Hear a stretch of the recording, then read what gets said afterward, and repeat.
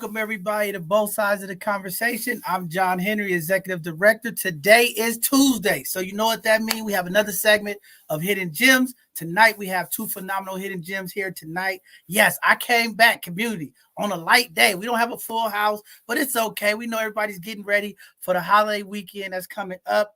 I'm back, okay? I just want to say this before we get started, Mark. My brother Mark here. So many things going on. Our co-host, Khalees, is dealing with a family emergency right now. Community, keep her in your prayers. Sister Io is out somewhere getting cute. I don't know, but she's not here tonight. But we gonna keep Io lifted for tonight. But everybody's taking a break because I've been off. Community, I'm okay. I don't know what's going on.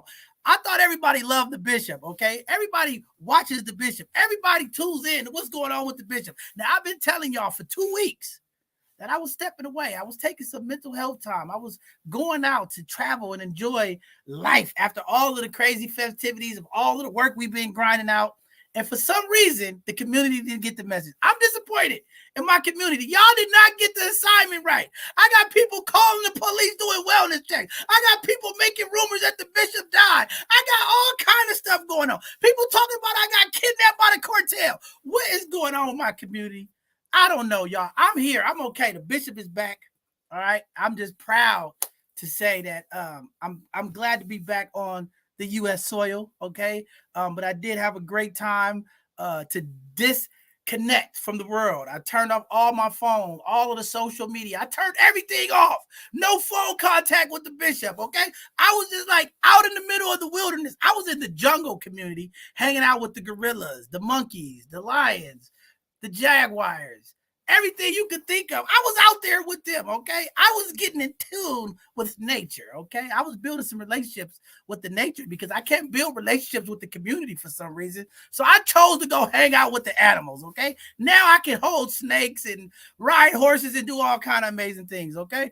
A little bit of time, that's what happens. But I am back. On a serious note, I got back and I found out one of my mentors, one of the queens of our community passed away, Auntie Marcia. So I just want to give a heartfelt and compassionate prayer and love out to her family, to Mona, and to all of the children, Mikey, Duncan, all of you all. Just want to say we love you here at both sides of the conversation. You all know what Auntie Marcia meant to me, to the community.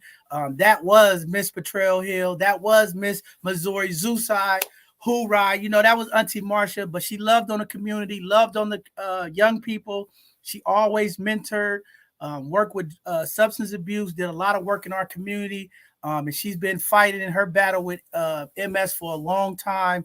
And this weekend was her calling home. So just want to give prayers and love out to her family and to the community. She was a big impact in our community, and she's going to be missed. And again, we're going to keep uplifting Auntie Marcia's name. And again, we know what the family is going through, and we just going to continue to support and uplift them as well. So with that being said, more work to do. We need more community queens like Auntie Marcia that comes out, do the work, and fight for community. So again, my condolences to the family. And then great news, I got to get back, see my grandbaby and all of that stuff.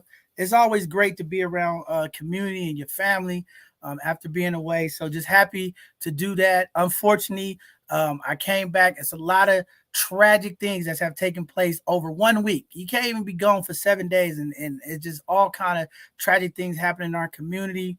And I'm just going to keep praying for those families. A lot of things been happening, y'all, while I've been gone. I got about 2,000 emails and about 500 texts and missed phone calls that I'm still trying to get through. But every time I click open something, it just been unfortunate news. And, you know, our families in the community are grieving. And, you know, it's a lot of things happening in the community. So I'm happy to be back. Just want to say to everybody, I know I left right after Juneteenth. What a phenomenal weekend. Black folks across this country showed up and showed out for Juneteenth and represent what it means. I know there was some minor incidents throughout the country.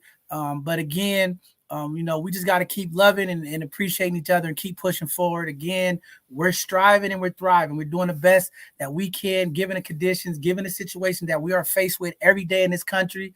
But as Black folks, we will continue to march forward. We will continue to uplift each other. We will continue to love on each other until we get it right. Sometimes enough love is just not enough love, but we go keep loving until we get there.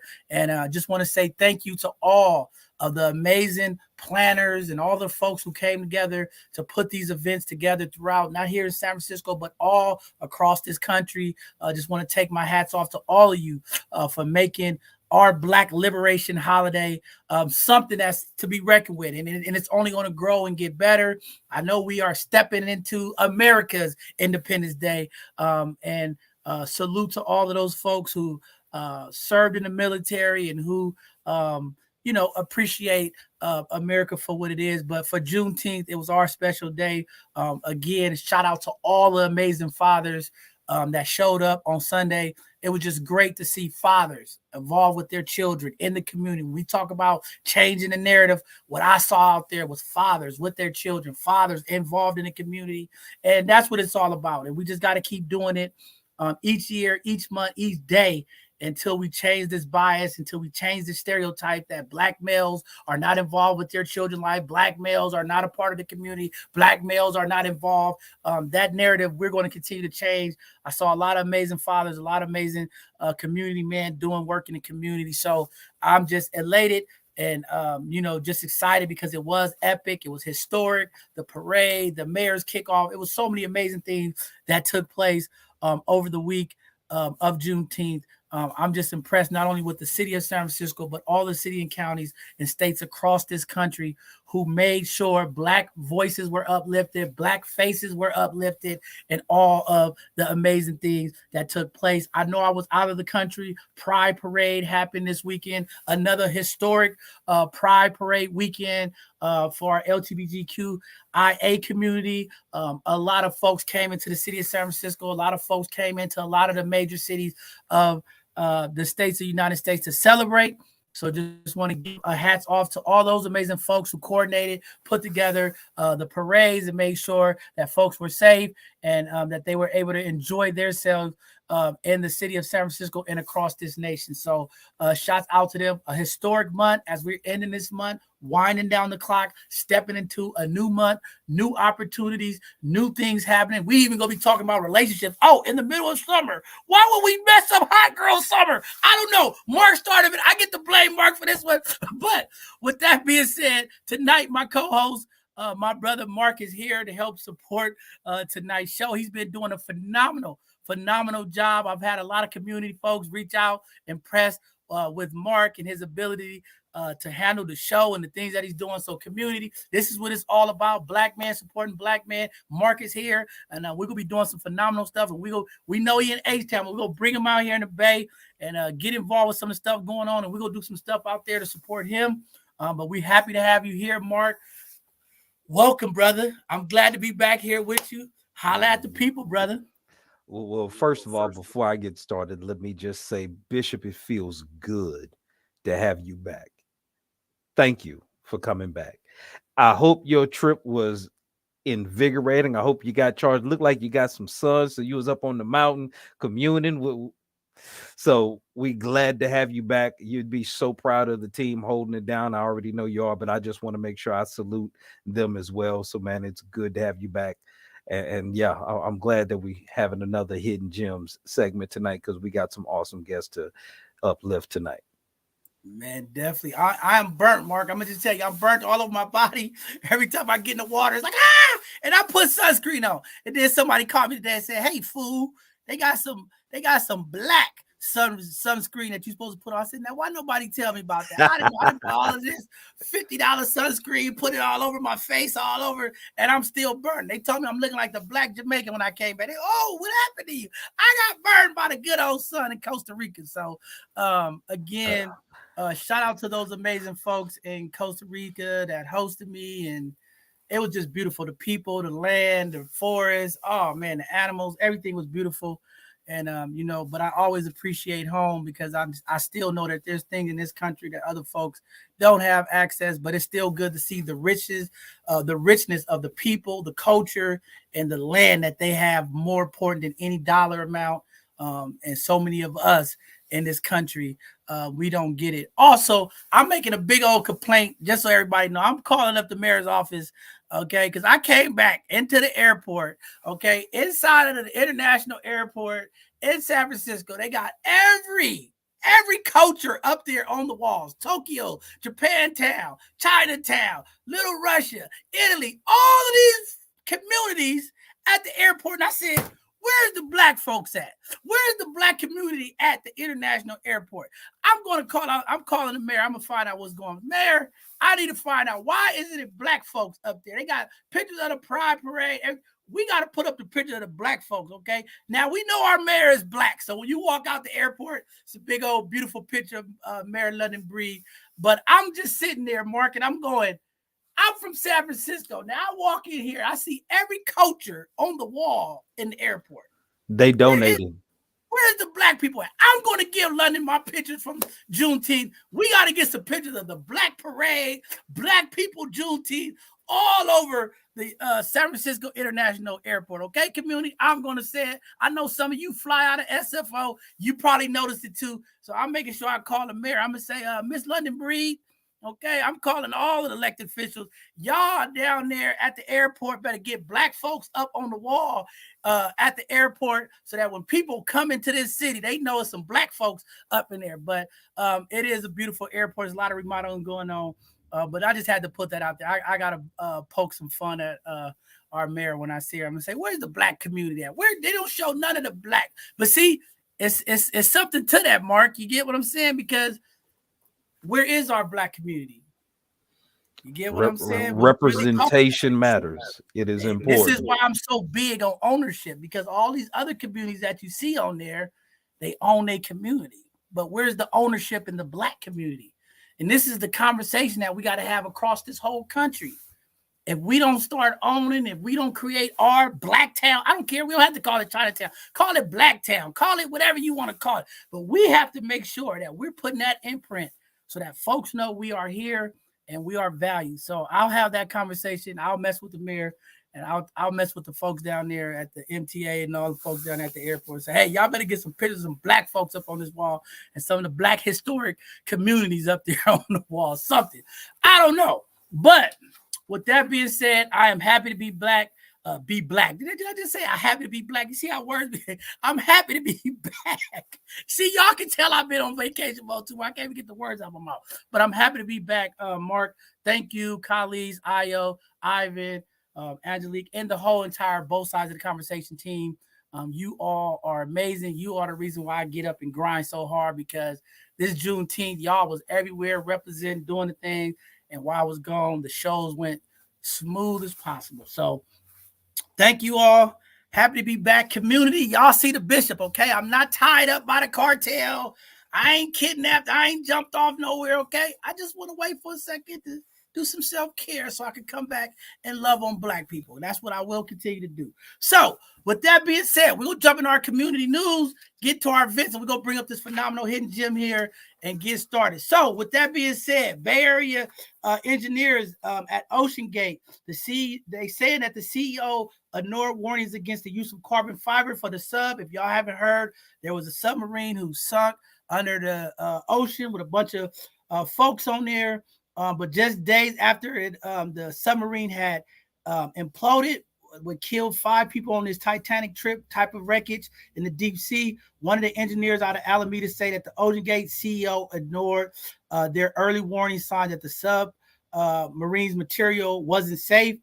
We all told, according to this person, said we all told him someone is going to be killed in this thing if you go out and do it, says Liz Taylor, one of the presidents of the Dover Marine Operations. It's unfortunate that this information is coming out. Too many times CEOs, corporations are putting money over humans. And it's unfortunate, I'm sure, as they continue to investigate more information, will come out. But shame on that CEO, and I hope every night he can't sleep well, because sometimes you have to listen to the people he around was you. in the sub, Bishop. The Oh, he was CEO of in the it. Oh, company died in the sub oh because wow. people told him, because he was trying to experiment to do things with a different material. They told him, man, it's not safe, and he wouldn't listen.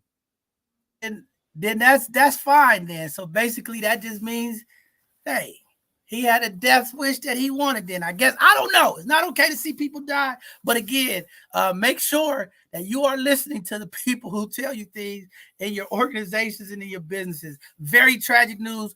Very sad for those families. Again, I'm not taking no light of it, but again, I didn't know.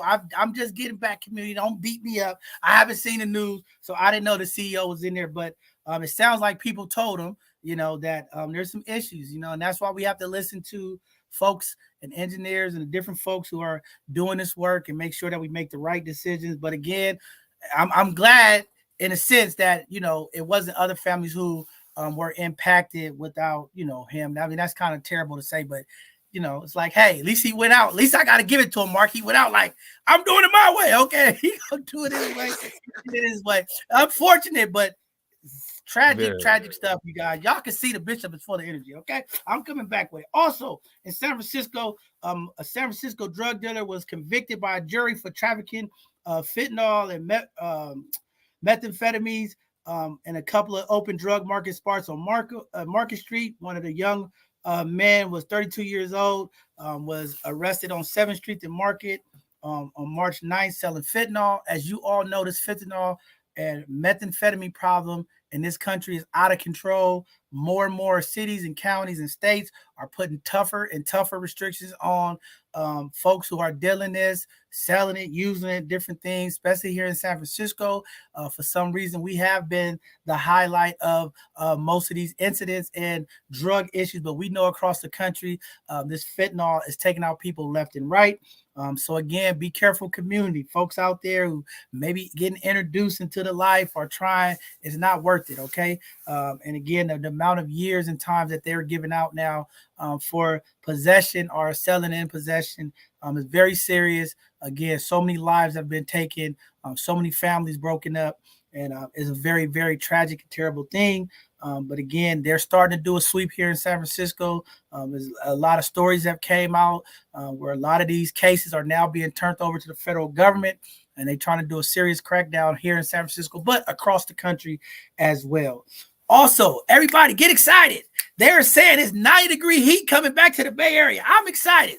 At least I know it's going to be hot. Not in San Francisco, y'all. Okay, don't get excited. We know it's going to be cold in San Francisco. But everybody else in the East Bay and beyond, there's a heat wave coming.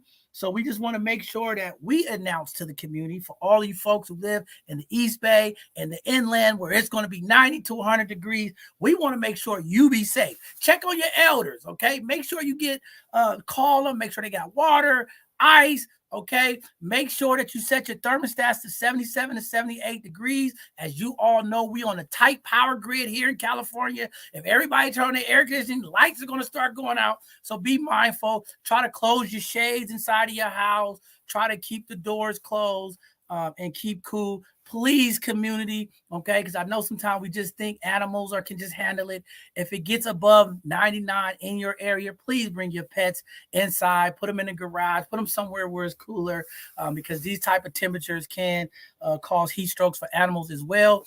There will be a number of heat cooling centers that will be open. Some of the hospitals, some of the government buildings will be open in the East Bay. Costa County has a lot of them. They're going to be opening the doors for our elders and our seniors, and to all the air conditioning companies. Y'all know this is my industry. All the air conditioning companies, do your part to make sure to prioritize our elders in the community when service calls are coming in. Make sure our senior sitters get their air conditioning fixed if they are having issues. As we know, sometimes they have a difficult time to talk about their temperatures and the heat exhaustion that they might be feeling. But we want to make sure that all of the community elders are protected this heat wave. But please get out, enjoy some of this good weather. I know it's been a while. We had a long, wet, and cloudy winter, okay? So I know people are looking forward to getting out. Go get some ice cream And speaking of ice cream, we got something that's coming up. We'll tell you about ice cream in a second. But let's make sure that we protect ourselves, stay warm. And again, young people, I don't know why, Mark, but I got to say this. For people driving in the cars, okay, do not leave your infants in the car with the windows up. I don't know. Every year we have a few infants who die because someone left them in the car. I was going to run in the store real quick, okay? It's going to be hot this week, okay? All into next week. If you are in the East Bay, you are the inland, if you are one of the communities that's going to be seeing this 90-plus temperature, please do not leave children in the car. Please do not leave pets in the car. Please remove them out with you and bring them in into safe area. I don't know why, but people forget it all of the time. We find these stories of young people being left in the car and die because the car is 115 degrees. All right. So remember, the car temperature is about 20 to 25, maybe 30 degrees warmer than the outside. So please take your children out with you when you go into the store. And I know it takes an extra second to unbuckle the car seat and all of that. You just want to run in for one quick item. Please don't do the young people like that. Unless you're in a Tesla, you can turn it on and climate control. But if you're not driving a Tesla, I don't know, okay? Yeah, so we got good heat, and we're excited about the heat wave. Also, the vet caring for pets of California homeless people, a BART train claimed the lows of the tracks. For Dr. Stewart, a veterinarian who makes his way through the chain lady gate to Oakland and sparing the park RV whenever they see any streets of pets. The street vet is known as Stewart, has been supporting California's homeless population and their pets for almost a decade, ever since the man spontaneously helped the man with a flea-infested dog outside of a convenience store. So Meet the Vet is going to be coming out. We'll get more information out to that phenomenal doctor. Again, we know here in California, there's a high number of homeless population, folks living in RVs and the streets, and a lot of these folks have pets. So it's just nice to see some of the vets getting out there caring for the animals that are with these folks who are unhoused. And again, it's always a tragic situation when you see the conditions of folks and the animals out there. So it's great to see this vet clinic going out and supporting folks who are unhoused. Last news story, does the new California law cracking down on price gouging at the pump, is it going to change? I don't know, okay? They keep saying that the governor's office is enforcing the rules on these taxes on these companies. Y'all know here in California, gas prices over the last 18 months have been over $5, and they seem to keep going up. And now that we are approaching into these summer months and refactories and refineries are closing down for maintenance during the summer, the price is going to continue to increase. All I know is something's going on, Mark, okay? If something's not adding up. I just saw on the news that the gas companies were making 500% markup and profits, over $500 billion for some companies. Sounds like there's some price gouging. There's something going on. Or maybe the greedy folks are trying to pump out all the gas and money because I know they're taxing California right now, because you all know in the year 2035, California will no longer sell vehicles that are used by gas. So maybe this is the Texas oil companies coming back at California, charging us all of this money, trying to get as much money as they can out of Californians before no more gas vehicles on the road. I don't know. I just know in Texas, it's a huge industry. I know in Colorado, there's a huge industry. And I know in Dubai, these folks are making trillions and trillions of dollars because people in California and across the country are driving big diesel trucks and trucks. So I don't know, but we'll see if it changes. They're putting the governor's office is doing some further investigation. They're putting in some things to kind of tighten down on some of these companies to see if they are doing things illegal, which, right now in America, everything is illegal, but, we'll see. But that's all for the news. But lastly, I just want to say this Thursday, okay, this Thursday, community, this Thursday in 2 days, okay, at 12 o'clock, we're going to all come together again as community to support the local ice cream shop here in San Francisco. What's the scoop? This young brother, if y'all haven't heard of the news story, it was all over the news, all over the media. Okay, the young 20-something-year-old brother, I can't think of his exact age, but he opened up an ice cream shop to bring ice cream to the Black community, because in San Francisco, we have all kind of world famous ice cream shops, Mitchell's and all different kind of folks who sell ice cream. So this young brother said, I don't know about Baskin Robbins. I want to bring the scoop to my people, okay? They got vegan ice cream, all kind of stuff, okay? But their ice cream shop was burglarized about a month ago. A lot of their equipment and things were stolen, and unfortunately put a little, slow down to the brother's business. But y'all know the community will stand up for community. When you do right, the karma of goodness always comes back. So this Thursday, our organization, both sides of the conversation, the Brown Bombers, NCLF, a number of community organizations are coming together to make sure that the community gets a chance not only to meet the owner, but come and get some ice cream. So this Thursday at 12 o'clock, the first 500 scoops of ice cream is free to everybody, okay? It might not be that hot in San Francisco this weekend, but come get a free scoop of ice cream. The first 500 scoops are going to be free. So come out. It'll be a great event. People are going to be coming to make donations, support. We'll be there and we'll stream live for that 1 hour. But we want to make sure that this young brother know that he's appreciated and he loved, because I know the feeling when you work so hard to start a business and your own folks, your own Black folks, take advantage and burglarize your place. It hurts sometimes. You're like, man, why my people do me like that? But we got more good people than we have evil people in our community. So the good people, the great people, the community, the ecosystem of Black folks, we're going to come together and kick down doors, spend our Black dollars, and uplift this young brother's vision, his dream of being the next Mitchell's of San Francisco, to be better than Mitchell's. He's going to be the new ice cream scoop guru, okay? We're going to make sure it happens, and we're going to be there to support him. We already went there earlier this month to support, and we're going to continue to support like we do for all of our Black businesses. We will uplift you and support you. So we're excited about that. Hey, come out, get a free scoop of ice cream. Come yell at the bishop. I'll be there. Come yell at me. Hey, bishop, you left me, okay? I'll be there. Come check me out and see what's going on. With that being said, I'm going to turn over to my guy, the voice of both sides of the conversation. Oh, Mark, there you go. give him the events, brother. You got it, brother. And I'm going to try to run through these events. We have a lot of events, so y'all please bear with me. And we start San Francisco Human Rights Commission Freedom, Dreaming, and Futures, a free virtual conversation featuring none other than Erykah Badu, June 29th, 2023, from 11:30 a.m. to 1 p.m. Pacific Standard Time. Also, Here to Stay is hosting an in-person cafe for Oakland small business owners. This is happening on June 28th, 5 p.m. to 7 p.m. Cypress Mandela Training Center, 977 66th Avenue in Oakland.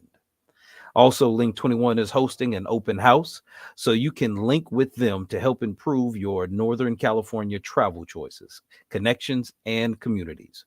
Online open house is open 7 days a week, 24 hours a day, starting mid-June through mid-July. There are open office hours on June 29th, 5 to 6 p.m. What's the Scoop? As Bishop was just mentioning, What's the Scoop is hosting an ice cream event. Have a scoop on us. That's right. The first 500 people are getting a scoop on us June 29th, 12 to 2 p.m. What's the Scoop is at 5668 3rd Street in San Francisco.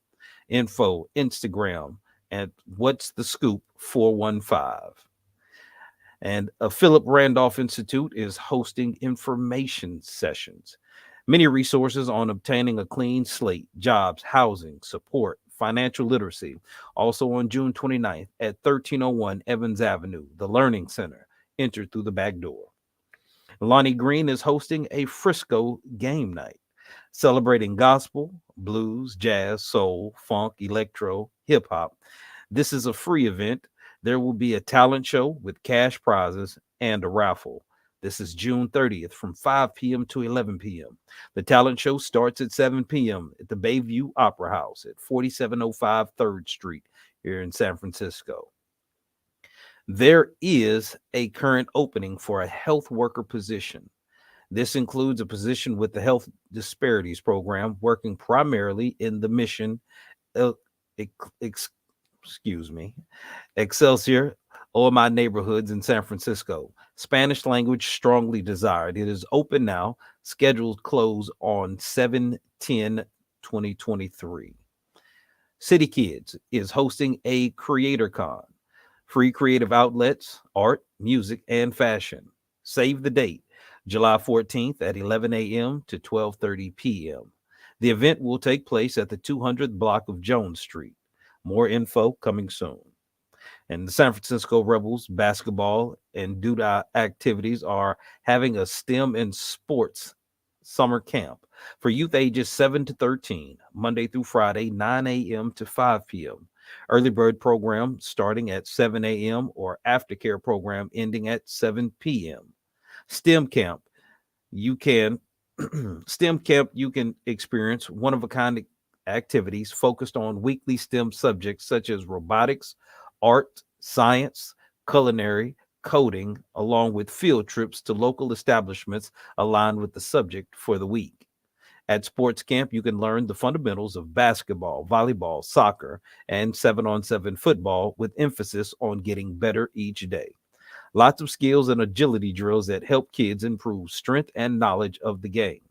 There are 2 sessions left, the July 3rd through the 14th and July 17th through the 28th. Each session is $200, but there are scholarships available. Youth Speaks is hosting Brave New Voices, the world's best poets in San Francisco this summer only.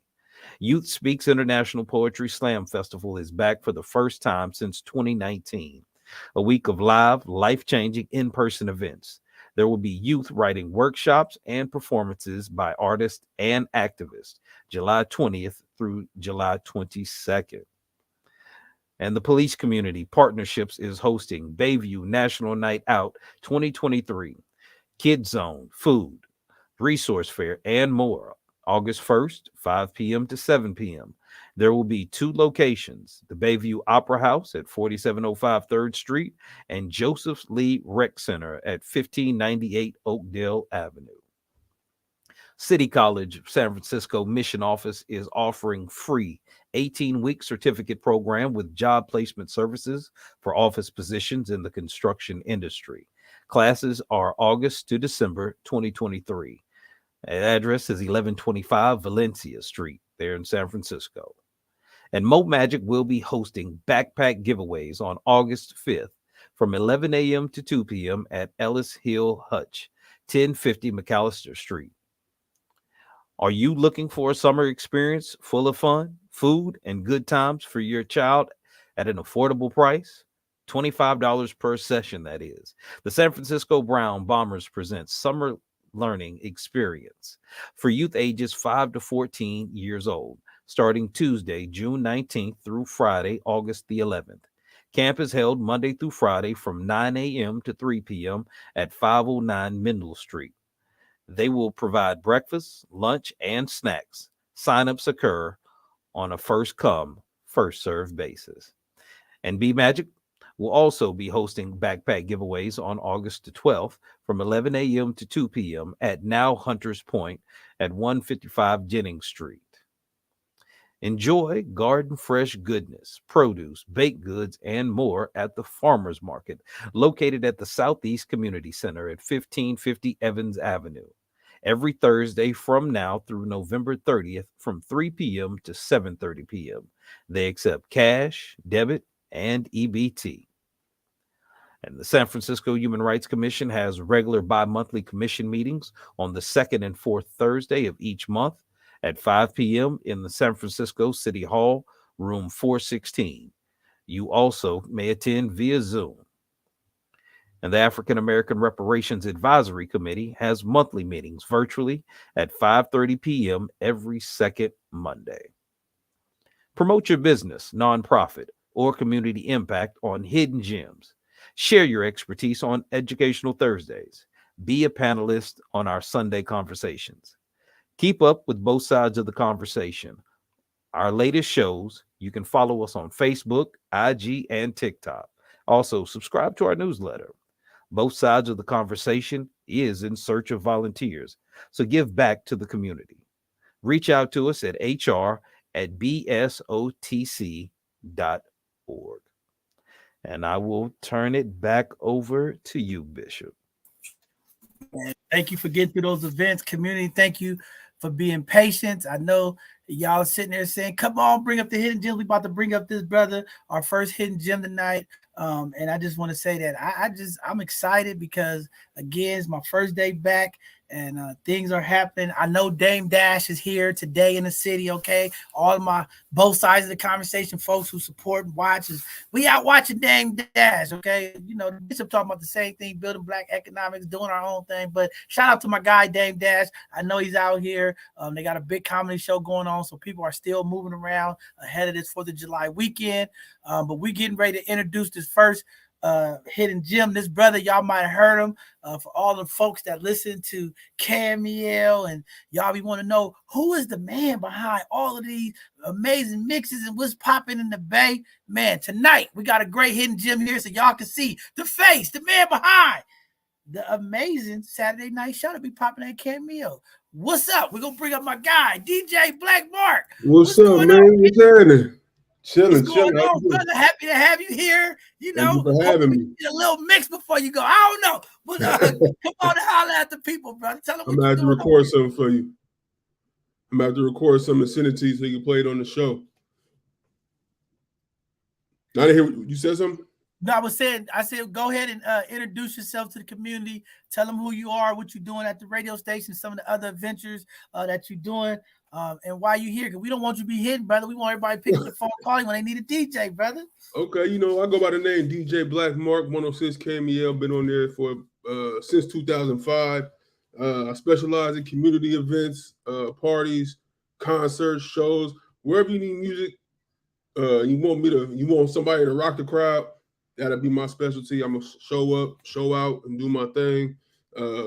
Like I said, I love embracing and working with the community and doing a bunch of like community events.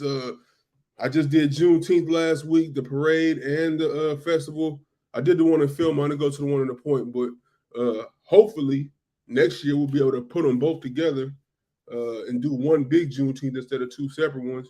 That's just more of my what I would like for it to happen, but you know that's wishful thinking. Yeah, so I'm here for the community. I'm here to provide the soundtrack to your lives and weddings, whatever you need, man. You can holler at me for anything.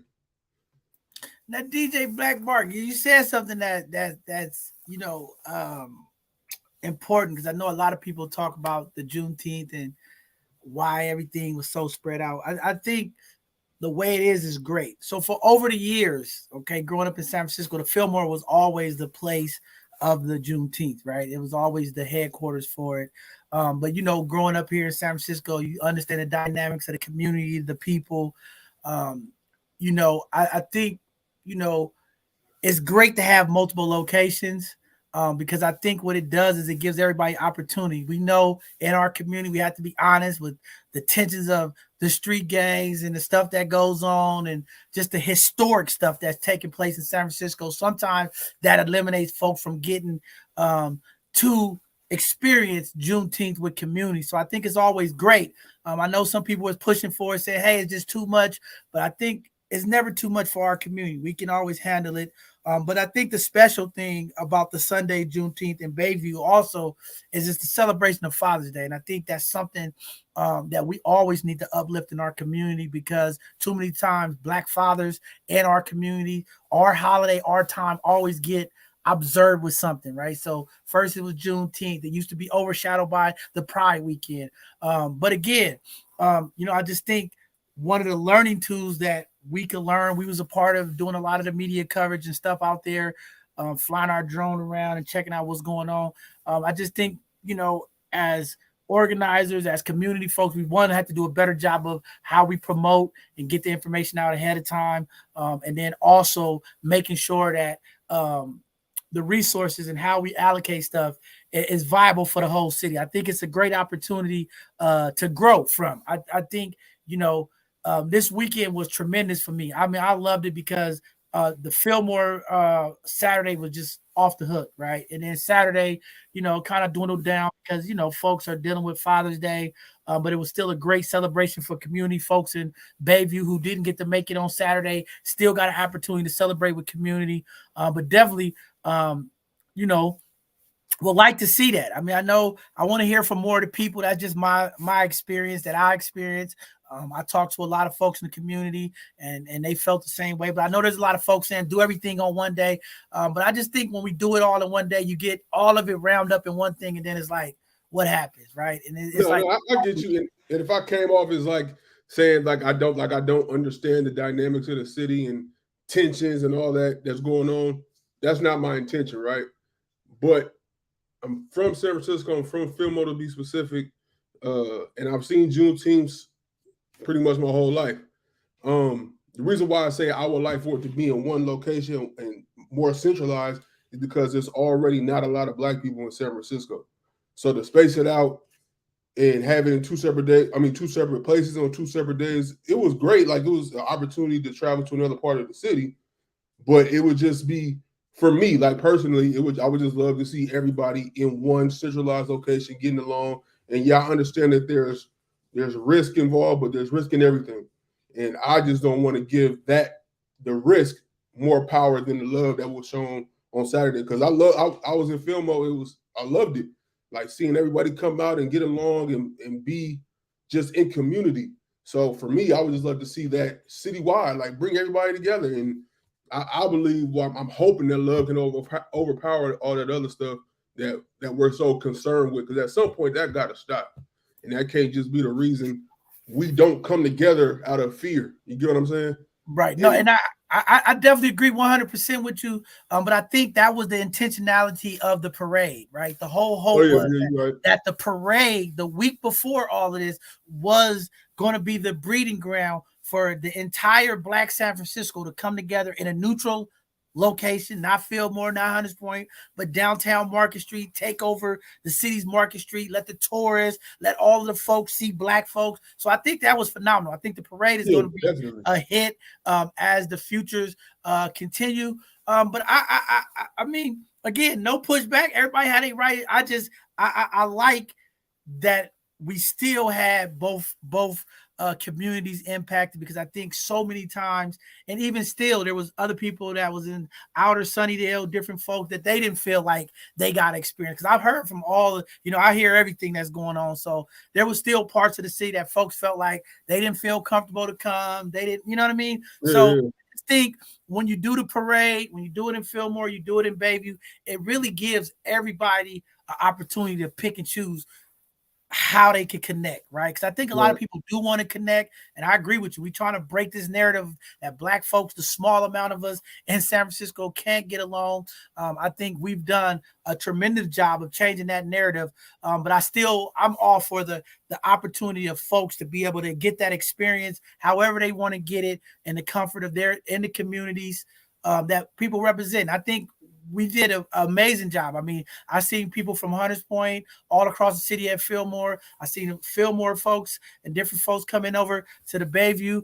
Not as many as people that we would wanted, but again, I just still think the Black fathers, the community was able to walk away this Juneteenth season tremendous. So I appreciate that. And again, it's not a pushback or argument, but just wanted to get get that feel, because I do talk to people in Bayview, and we still haven't got to this point in San Francisco with all the love and all of the harmony.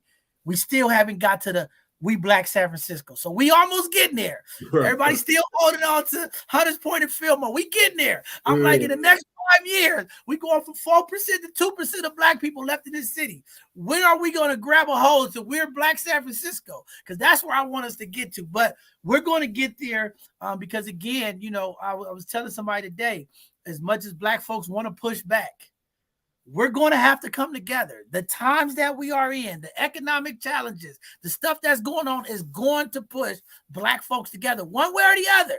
It might be to the demise, or it might be to the greatest, but it's coming, because with artificial intelligence, with all of the things that's going on, we're going to have to figure it out. So that awakening is coming soon, and I'm looking forward to being a part of it, because we're going to have to turn the page on what's going on. But one quick question before I give it to Mark, because I'm always fascinated with DJs, and I'm always trying to figure out, like, when did that light switch kick on? And you like, this is what I want to do. Was you like 3 years old and Pops was jamming something? Like, what gave you that inspiration? Was it just a natural thing, or like, where did you get that click? Where did the light bulb click? So it's funny because coming up in high school in my younger days, like outside of high school, I used to party a lot, go out to parties and just hang out with my friends. In 2005, I jumped in the radio as an intern on the street team, which for people who don't know what that is kind of like you essentially in a nutshell, you get the coffee for the jocks, but it was more of like the promotion side of radio. So I was doing all the promotions, passing out flyers, CDs, setting up for concerts, and doing all the grunt work that the big dogs don't have to do. So when the fans show up to an event, everything looks all good. Yeah, we did all that before y'all came in to watch the show. We set up all the decorations and everything like that. So I was doing that for about 3 years, maybe no longer, before I was like, man, I need something to do, right? And so I was going to do, trying to be an on-air personality where I talk to you guys over the radio. That wasn't really me, right? So I was hanging with all the DJs though when we went out to party after the show. So I was hanging out with Big Von, Scotty Fox at the time, Rick Lee, Mind Motion, and I was just hanging around them so much. So I was like, man, I should try this. And it was it went from there. So I had to learn how to DJ, which was a challenge in feeling like I could do it in itself, just trying to get enough courage to get out there and just let me learn how to do it. So I watched a couple of YouTube videos, read a book called How to DJ, and at the radio station they had DJ equipment that you could set up, and I used to go down in their basement closet and lock myself in there for about 4 to 6 hours a day and just practice mixing records back and forth, and did that for about 6 months until I finally got my first gig to go to a club and do it. Went terrible for me, right? Like it just wasn't a good, like when I was done, I didn't feel like I rocked the party. I was just like, oh man, I was terrible. And luckily for me, I just had people in my ear like Von and Shay, like, nah, just keep going, like keep practicing. It only could get better. And that's what I did. I just kept going, and I was doing all the events on the street team. When we go do stuff in front of like a store, a community event, I would be like, hey, can I DJ? And they'd be like, yeah, go ahead. But I had to be mindful that we had to play the radio because that's what we were known for, right? So, but when commercials came, oh yeah, turn the commercials off. I'll DJ, I'll mix for the commercial break. And so I was just getting in the habit of doing that until people just started kind of recognizing me and asking me, hey, do you do weddings? Do you do baby showers? Do you do this? Do you do that? And I'm like, yep, send them my way. I'll be there. And it just kind of snowballed from there. Just been doing it ever since. So I kind of stumbled into DJing. Never had an interest in it before the age of like 19, 20. And then after that, I was just like, yeah, might as well. Let's run with it. Man, before I give Mark this question, see, I say you triggered me when you said that you was doing all the grunt work. Because, a lot of times, folks, they say that. I laugh because they like, oh, you the executive director, you don't got to do nothing. I'll be like, boy, they don't understand the stress, all the stuff you got to go through. Like you said, it's really all equal across the board. But when you the leader, when you in charge of everything on your shoulder, you got to make sure everybody eat, things go wrong, because they don't care about us. So they be like, hey, you in charge. Yeah. So I just wanted to say that. I never I never want to push away, because I used to be one of those people that I always would run and do stuff for folks. I'd be like, man, I'm doing everything, but he up there. But then when I got in that position, I start understanding the stress. When you get 2 hours of sleep, when everybody calling you, because they ain't calling them, they calling you, you be like, oh, okay. And if something go wrong, you got to deal with all of it. So I respect all of the folks, but I get you. I get what you said, though, where you come from. I know that feeling out there grinding, but appreciate that work that you all did, because I remember the street team and, even when Chewy, when it was out there on the streets, man, y'all blasting out flyers, put them on all the street light poles. And it was like crazy. Every car had them. So y'all really was out there grinding. I got to give it to the bumper stickers. You know what I'm saying? Those free music CDs that nobody wanted, but you just like, hey, just take this, please. Exactly. You know? Exactly. Go ahead, Mark. I know you got some questions for the good brother. Man, well, first of all, brother, thank you for being here, man. I always like to go behind the scenes because a lot of people, when they hear of a DJ, they think of the good times, being at the party, rocking the party, or getting on air.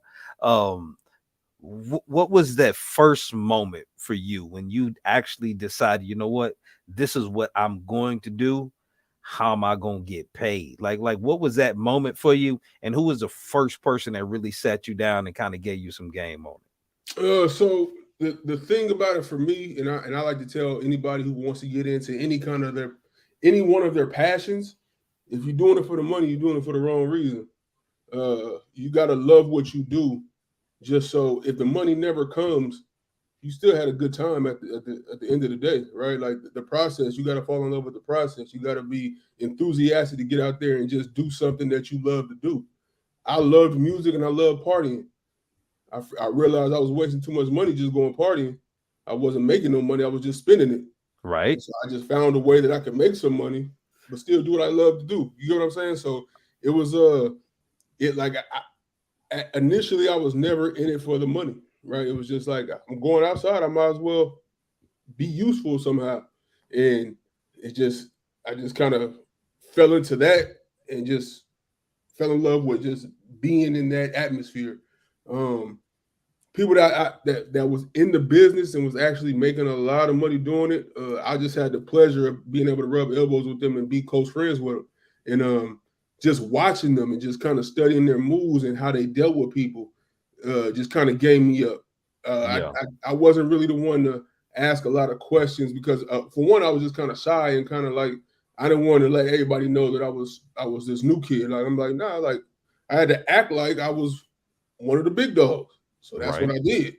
And but I also studied people and how they moved. And I learned so much from Big Von and My Emotion, right? Just being with them so much, seeing how they rock parties and just how they like their energy, the crowd mirrored their energy.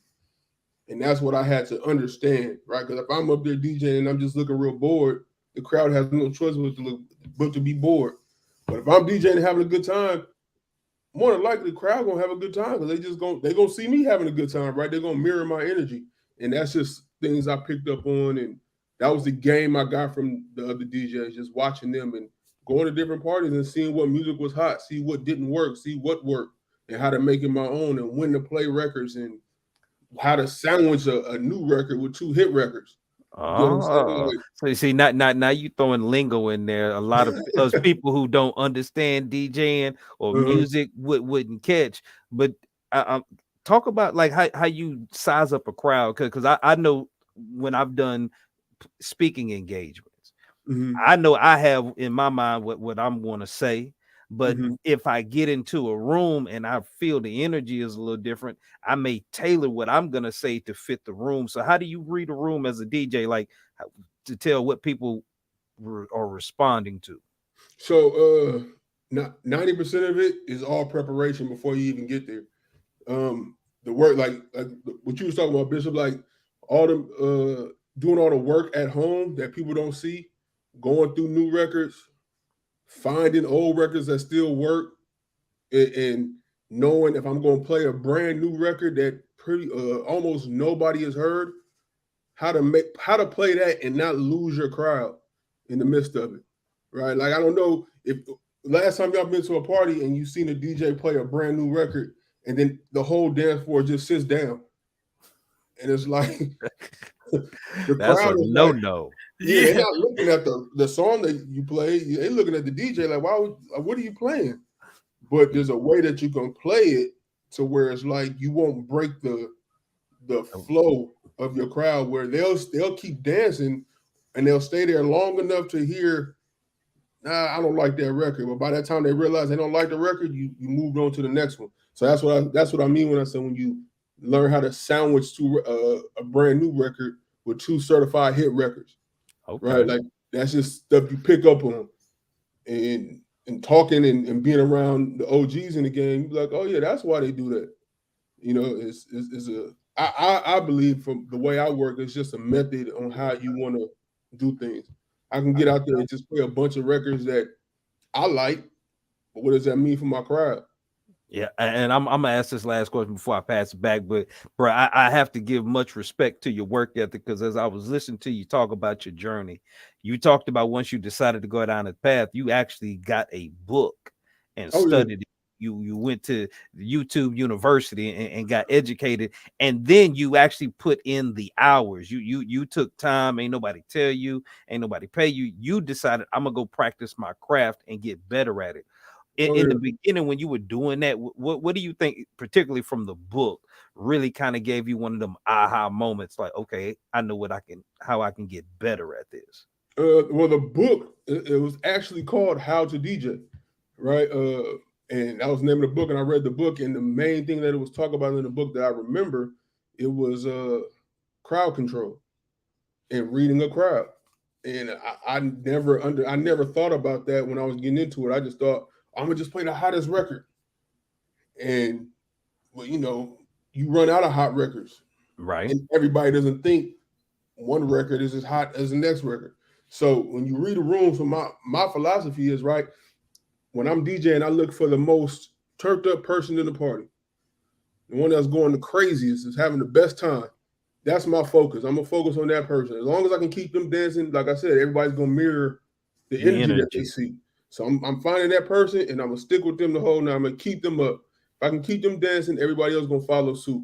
So if I play a Drake song and that person's going crazy, guess what? I'm playing a Drake like record after that to keep her moving, to keep her energy up, and everybody else. And you can kind of fill out.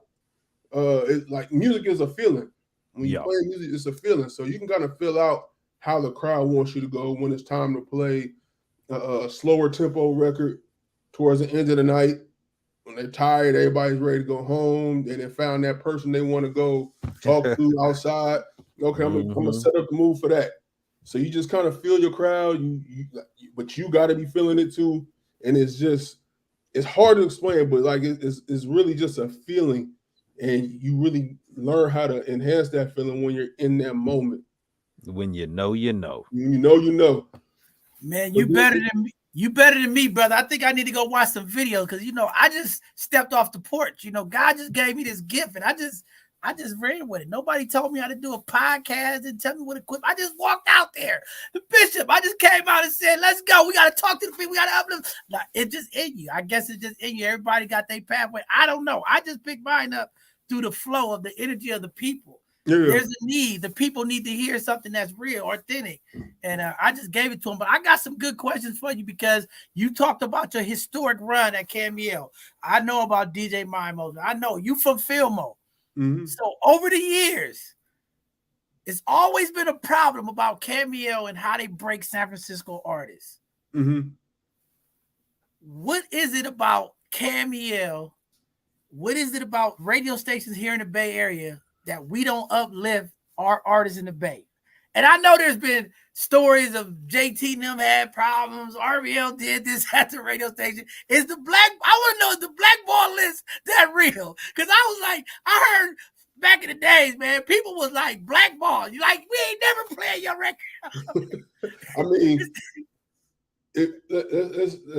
all right, let's be real about it. The radio's job is to play the hottest records, right? Why wouldn't we play it if it was hot? Right. I mean, it's as simple as that.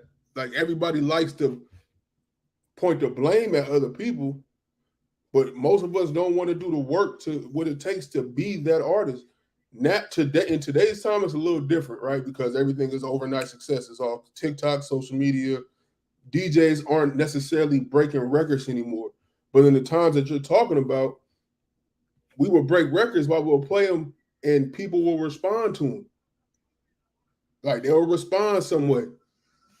The records that you're talking about where people are saying Camiel's blackballing artists, we're not. We'll play a record and just people don't respond. Like, it's as simple as that. If it's a hot record, why wouldn't we play it? What do we gain by not playing it? We gain our notoriety by playing the best records. just the best. I mean, it's 2 + 2 is 4 to us, right? But I get it to the people outside who's watching. They always, especially for a lot of artists, they look for somebody to blame because their career is not taking off the way they thought it should. Right. And then a lot of people are in their neighborhoods and their friends are telling them, man, you the hottest dude out. Nobody's better than you. And they take that and run with it and think that the whole world is going to feel the same way. And that's just not necessarily how it works. Right. Well, I'm glad you broke that down, because I remember when I was young and man, we used to be mad. They'd be like, why are they doing GOP like that? But, you know, it is a different time. And, you know, I mean, some of these artists that I hear now are trash. And it's like, they getting breaks. They selling multiple million units every day. But, you know, technology has changed. You know, more artists get rights to their stuff. So, and when you said like records are selling like millions of records a day, see that has a slant to it. Music is free now. You don't have to pay for it. Remember that what was that in Temptations where it said, would you buy this? Would you buy a sandwich? You don't have to make that decision no more. You pay $12 a month or however much it is, Apple Music, $9.99 a month, and you have access to all the records you want. YouTube music is free.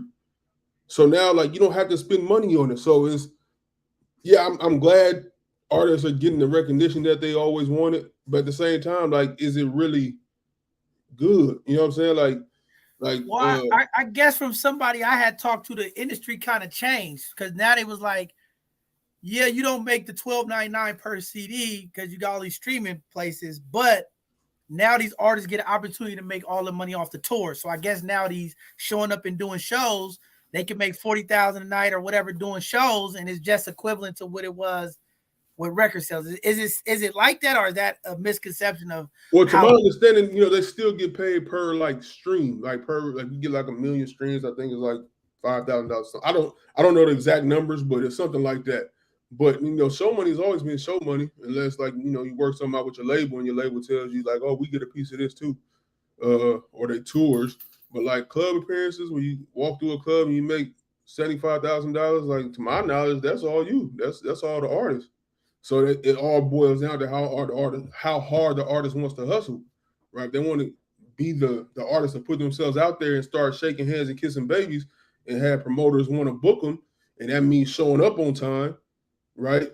Making all your appearances, all your dates that you book that people gave you deposits for, like, you know, all that goes into when you don't feel like going out that night. Nah, this is your job. You gotta go.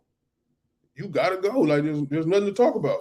But you know, that's not how people think. Yeah, my experiences.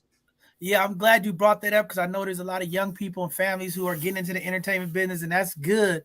That you saying that, because you got to treat those bookings just like a job, and it really is, you know, very important stuff. But I mean, I guess as we get close to wrapping up here, a couple questions. You know, how do you feel, as I talked about in the opening, how AI is taking over? How do you feel as a DJ or in this music industry, or what you see coming? Are you afraid? Because I'm talking to a lot of young people right now. I've been, you know, during this graduation month, I've been talking to a lot of high school graduates, college graduates, and the senses that I'm getting from all these different community, different folks is the young people are afraid of the future. They worried about jobs, income, all of these loans that they took out to get through school. And they like, man, I don't even know if there's going to be a job. You know, I was reading this article, 13.5 billion, not million, billion jobs are seek to be replaced in the next 5 to 10 years due to artificial intelligence, or faster due to how quick people in community connect with AI. You as a DJ, you in the radio station, seeing all of the changes. How do you feel AI is going to impact you as a DJ or these radio stations in the future with this technology? So that's a two-part question, right? So as far as how AI is going to affect radio, I don't see radio being affected, right? Like there's always been satellite radio and other platforms to hear music, but at the same time, sometimes you can't think of a song you want to hear. You can't pick the songs you want to listen to in a row, or you get tired of listening to the same albums. You just want to turn the radio on and let it play. And whatever comes on, you just gonna vibe out to. If you don't like that song, guess what? You change to another station, right? The unknown kind of feel to it, I think, keeps people engaged. And a lot of people just will never fully just transition out of the normalcy of just listening to the radio, right? Like it's so like embedded in us just to, when you get in the car, what's the first thing you're looking for? It's music, right? Like, and the radio was just one of the things that it doesn't get old, at least to me, right? Like everybody, our kids, our grandkids all know about KMEL, whether you can recognize the voices on it or you know the history of it. You know KMEL if you're from the Bay Area. You've heard it. You've heard about it. Somebody in your family got stories about it. And it's only just, it keeps rolling. Like I feel like if it was going to be a problem, if radio was going to die out, it would have done it already with the streaming, where you can just, or you can Bluetooth your phone to your car and listen to your phone. But for some reason, radio keeps ticking, right? And then how it's going to affect with jobs. Yeah, I mean, AI has already done its thing and it's starting to grow.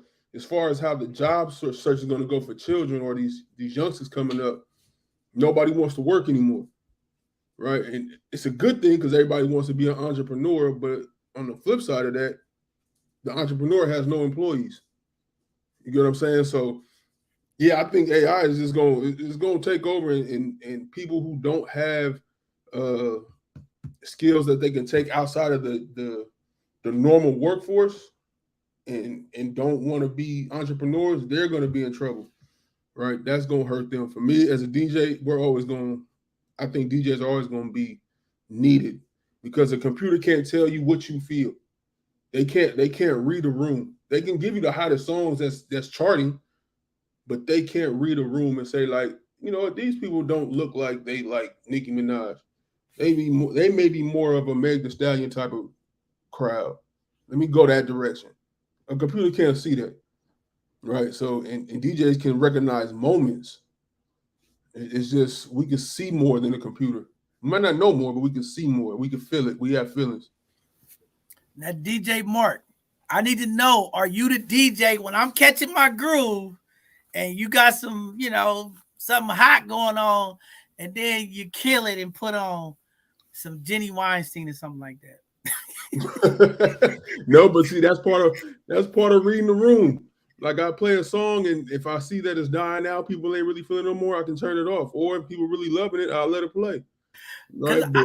Because I've been to parties and it's like, it's going down 6-7 songs in a row. And then next thing the DJ play, what is wrong with this guy? The room is going lit. Why did he? I was like, maybe it's the volcano part, right? It's like, the volcano's about to erupt. If I go one more song, it's going to put everybody down. I want to see people sweating when they get off the dance floor. I don't see enough sweat anymore. It's like 1 or 2 good songs. I don't know if it's because I'm getting old. 1 or 2 songs, like, okay, I got to sit down and have a drink now. But when I was partying, I don't party like that no more. I'm an old man. I go to sleep early. All right. But it was like, those were the times, man. I used to be mad because I used to throw stuff at DJs. I ain't gonna lie, I was one of the people I used to throw stuff at DJs. I used to get mad. I'd be in a club and I'm like, I'm feeling it. I just bought this $30 shot of Hennessy and I'm feeling good. And then here he comes playing some Abby Weinstein. What are you doing, DJ? I'm mad. I start throwing drinks at the DJ. Come on, man, play some of that music that we like. You ain't gotta go home now, but you gotta get up out of here. Is what he trying to tell you. Yeah, I mean, there's also cues to be like, all right, well, I hope y'all had a good time, but I'm finna wrap this up. But a good DJ can recognize the moment and ride it out. One of them, a big mistake a lot of DJs make is wanting to play all the hottest records, right? And don't have the knowledge or the musical knowledge to go back in the crate and grab an old record, but it works. Right, like my favorite record, and shout out to my big dog, Big Von. He kind of showed me that the Juvenile 400 Degrees is one of them timeless records that'll never fail you, even though it came out in 1998. I play it today, right? That's just one of them records. But if you don't know that, you can't even go to it. So it's like that's real, man. 400 Degrees was slap. That was hit, right? But that's just one of them things. Like, you got to know You got to fall in love with the process of learning your craft and learning the history and learning the culture. And once you do that, man, it's hard to miss, right? You just got to kind of learn how to space out your records too, because big dogs have went. I've opened for big dogs before and been like, you know what? I'm the opener, so I'm gonna take my shot. I'm gonna get my shine on. I'm gonna play all the hottest records. The big dog came to me and was like, you know what? You went first. I'm not even gonna DJ tonight. You can go ahead and finish. I done shot my load already. I ain't got nothing else to play, and I got another 2 hours ago. So try to upstage the big dog Trying again. to upstage the big dog. So you got to know your role. You got to know where you stand, right? But the work good together. DJ, It's a team thing. You got to do Batman and Robin. You just can't go out there and try to be Superman. Exactly. And I tell a lot of the younger DJs coming up, I'd rather open than close, because when you open, you have a lot more range you can go to. Nobody's expecting you to hit have a home run every record. I could test out a whole lot of other records that I ain't heard in years. I played, that worked. And I have a lot more room to play. When you closing, you don't really have that luxury. You have to deliver those hit records and them home runs every time, or at least try to. Right? DJ Black, is it good to go back to what got the crowd moving? How many times do you go back to that song? If you get one and everybody up and they going, how many times do you go back to that song? Once, twice a night? That song? I try not to repeat records. Like once I play it, it's done. Unless it's one of them super smashes, and good DJs know how to play it, know when to play it, to where it doesn't seem like we playing the exact same records. So it's like it's just something that you develop over time, and at what time to play the records. Like a hit record, I might not start off with that and play that at midnight. I might wait till about 12:45, and when the crowd is already, you try to do it in waves, right? Bring the hot crowd up, bring them low, bring them up, keep them going up, then bring them back down. Like it's waves. So, like I said, it's all a feeling. You got to just know how to read the room, and that's the biggest part in this industry. It was a cool DJ in Chicago, man. Blow the whistle. I'm out in Chicago. There's probably a few California people, but he hit blow the whistle, like as everybody was coming in, got everybody excited. And then he kind of, rolled through, and then he hit it again, got everybody there right before the end. He hit again, everybody went crazy before they went home. So I kind of appreciate that, but I wanted to hear that from you, because I know a lot of DJs do say they don't play the same song twice. But I mean, sometimes it be that one that get everybody going though. But blow the whistle, and shout out to Too Short. Blow the whistle is one of them timeless records where it's a smash hit. Some records you can do that with. Some records you can, and that's one of them. But you still don't want to keep playing. You don't want to play it every 15 minutes either. And the most you want to play it is probably twice. The most. Right. Well, before we let you go, man, it's been great talking with you. I'm looking forward to connecting with you. We got a couple of amazing events coming up. We have a couple of DJs we go, but we will make sure we add you to the roster. We got some stuff coming up, and we want to support you. And for community watching today, you're looking for a DJ here in the Bay Area, check out DJ Black Mark. His information is up here on this screen. Check them out Saturday nights on Cameo as they rocking it from 12 a.m. to 5 a.m. right before the Sunday Gospel Show. Get your last little groovy on before you get ready for your church music. But brother DJ Mark, before we let you go, we always want to make sure you get an opportunity to shout out any of the amazing folks that were with you through the journey, because I don't want them lying. You went on both sides of the conversation. You didn't say nothing about me. Go ahead and shout out those folks who was with you from day one, your day ones, and just people in the community that you just want to uplift, that always support you and rock with you. Because I think that's something before we leave, we always want to let our folks give out those shots and get those flowers to those people. Oh yeah, great gems they are. So definitely want to give a big shout out to 106 Cameo, man. They gave me my career, they gave me my start. I'll always be and I'll always be grateful to them, and always be indebted to whatever they need from me. I got it. Money's not the issue. Whatever they need from me, I got them. Big shout out to Shay Diddy, Film on Mike. I got my start with them, and hopefully I finish out my career with them. They're both on the radio still. Big Von, definitely big bro in this. He showed me a whole lot without even knowing he was probably showing me, but I just learned so much from him and gained so much game from him. Everybody that came through. Shout out to Mind Motion. He's no longer at KMEL, but he's still a big dog in this. He's still one of my heroes, one of the people I look up to in this game. Everybody out there, Sana, G Biz, he up there now. Just everybody, just part of that, been a part of my journey. I always respect. Big shout out to San Quinn. He was always an inspiration to me. I watched him. I listened to him growing up. He's the Tupac of Filmo, in my opinion, right? He's the best at it to ever do it, to come out of Filmo. Messy Mar, everybody, man, all the rappers that influenced me and gave me hit records to play at the right time. Thank y'all, and just shout out to everybody else, man. Y'all can follow me at DJ Black Mark on Instagram and Twitter, everything. DJ Black Mark MARC.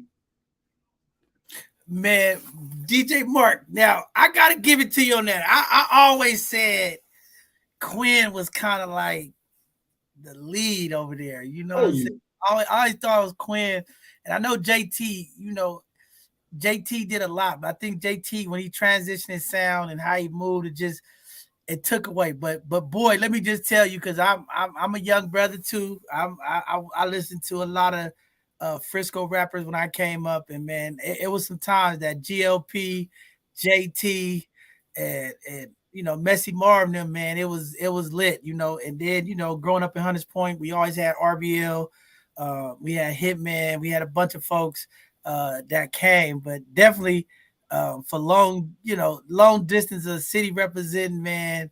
I know we got a lot of youngsters. They gonna get mad at me, all of the little youngsters out there that's coming up now, but I definitely gotta say San Quinn was he put it on, man. He put it on for the city. Tupac, man. And, you know, a lot of people, like, I always forget to even mention JT. Like, people don't respect JT. Like, I remember JT coming up. He was outside passing out money in the hood to all the kids coming, passing out $100 bills. And that was back in the late 90s, early 2000s, well, probably late 90s. But he always been a big dog over here too. Like, and he paved the way for a lot of people. Matter of fact, you was at Filmo Juneteenth where him and Quinn squashed whatever problems they had and hugged it out and stood up there like the two juggernauts they are, man. Shout out to them for doing that. That was big for the hood, big for the community. Yeah, I saw that. That was huge. Shout out to JT coming back to the city, and I'm glad a lot of these old things,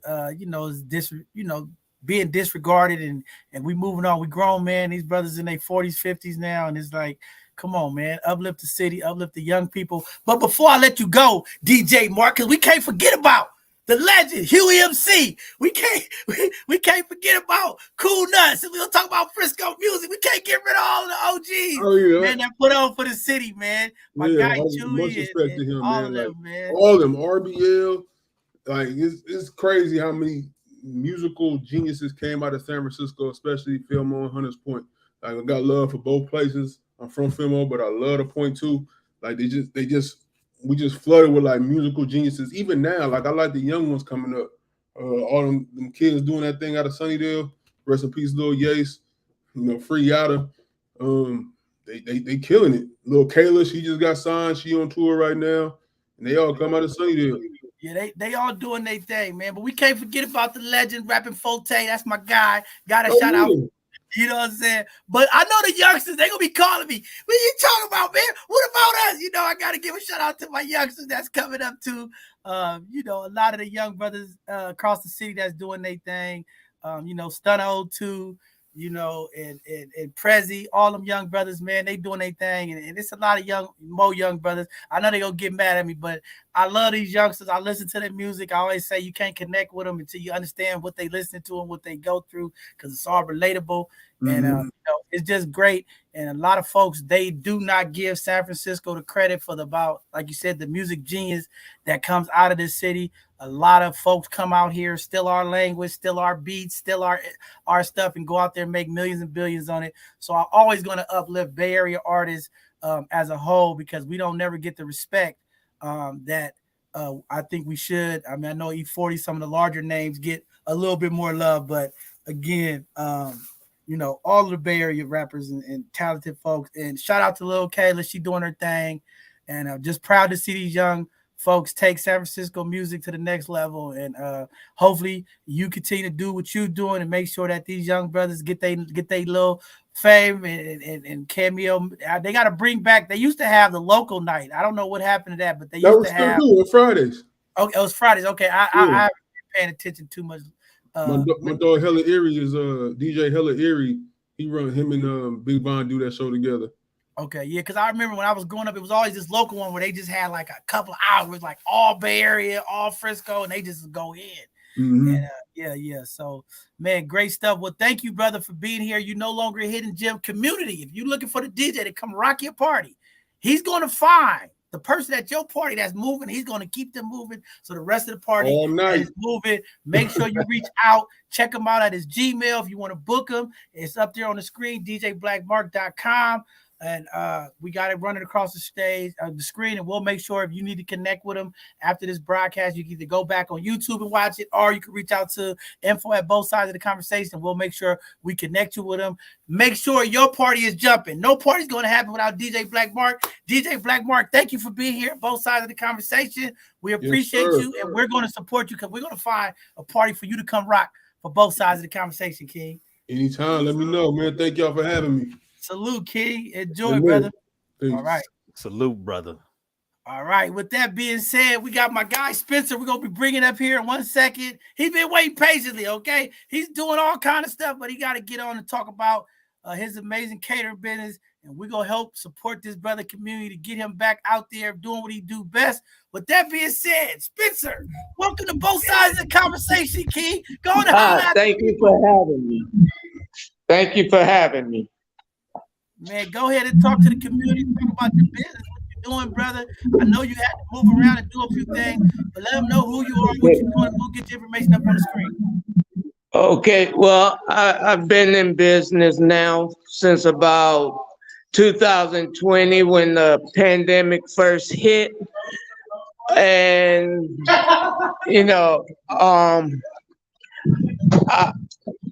business has been slow, of course, because of the pandemic, but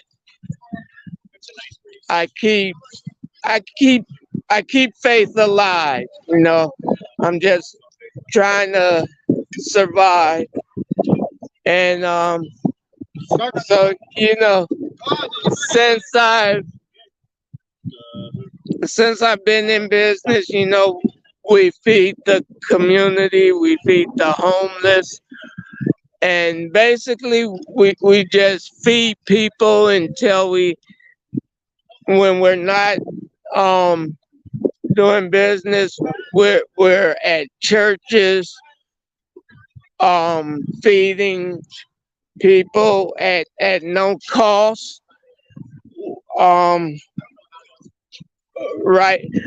But when I have a food trailer that serves Southern cuisine, and we have delivery service, but right now my food trailer is down because someone that broke into it and stole some equipment, some vital equipment, someone that and did damage to the floors and walls of the trailer.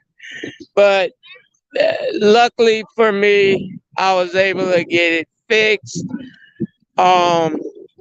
Even though right now I'm having money issues right now actually to get it out of the shop, but it's ready. But as soon as I get the money to get it out the shop, we'll be back in business. I have 3 employees. I employ 3 people, and right now we're doing catering and food plates, and so yeah, and we deliver all over the Bay Area, like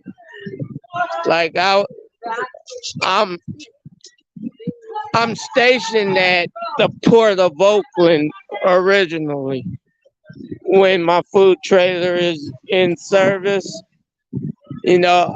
I'm from Louisiana. I came out here to start a restaurant with someone, and he had some unfortunates happen to him.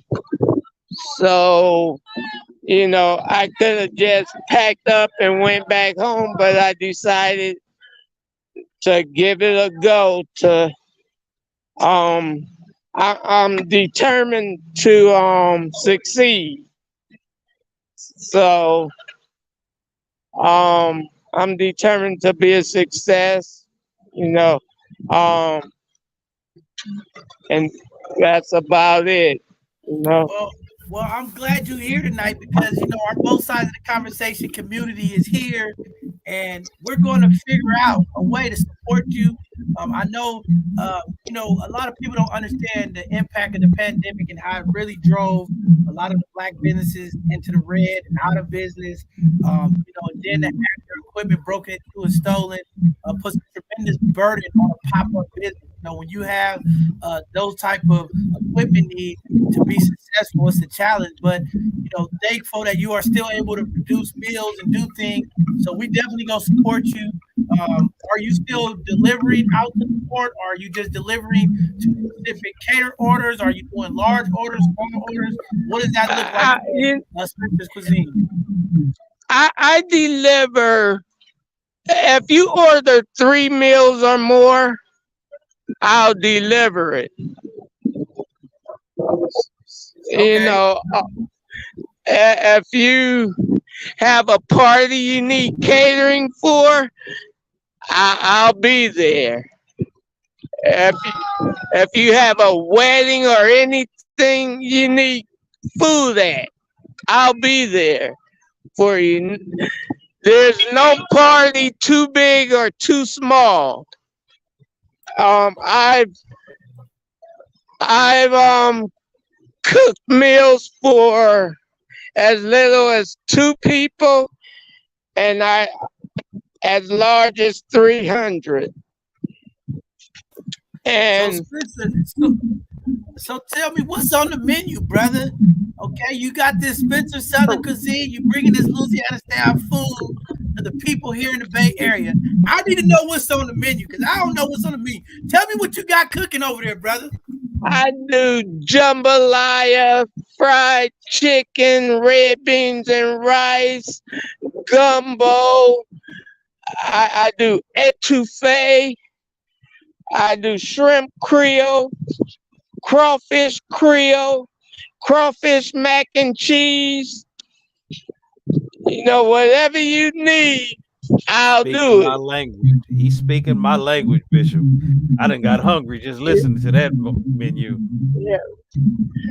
And like I said, I had a website, but unfortunately, the person that handled my website is no longer with us. And so she did my website. She did all the ordering for the business, like my cards and my labels. And so when she departed, it hurt us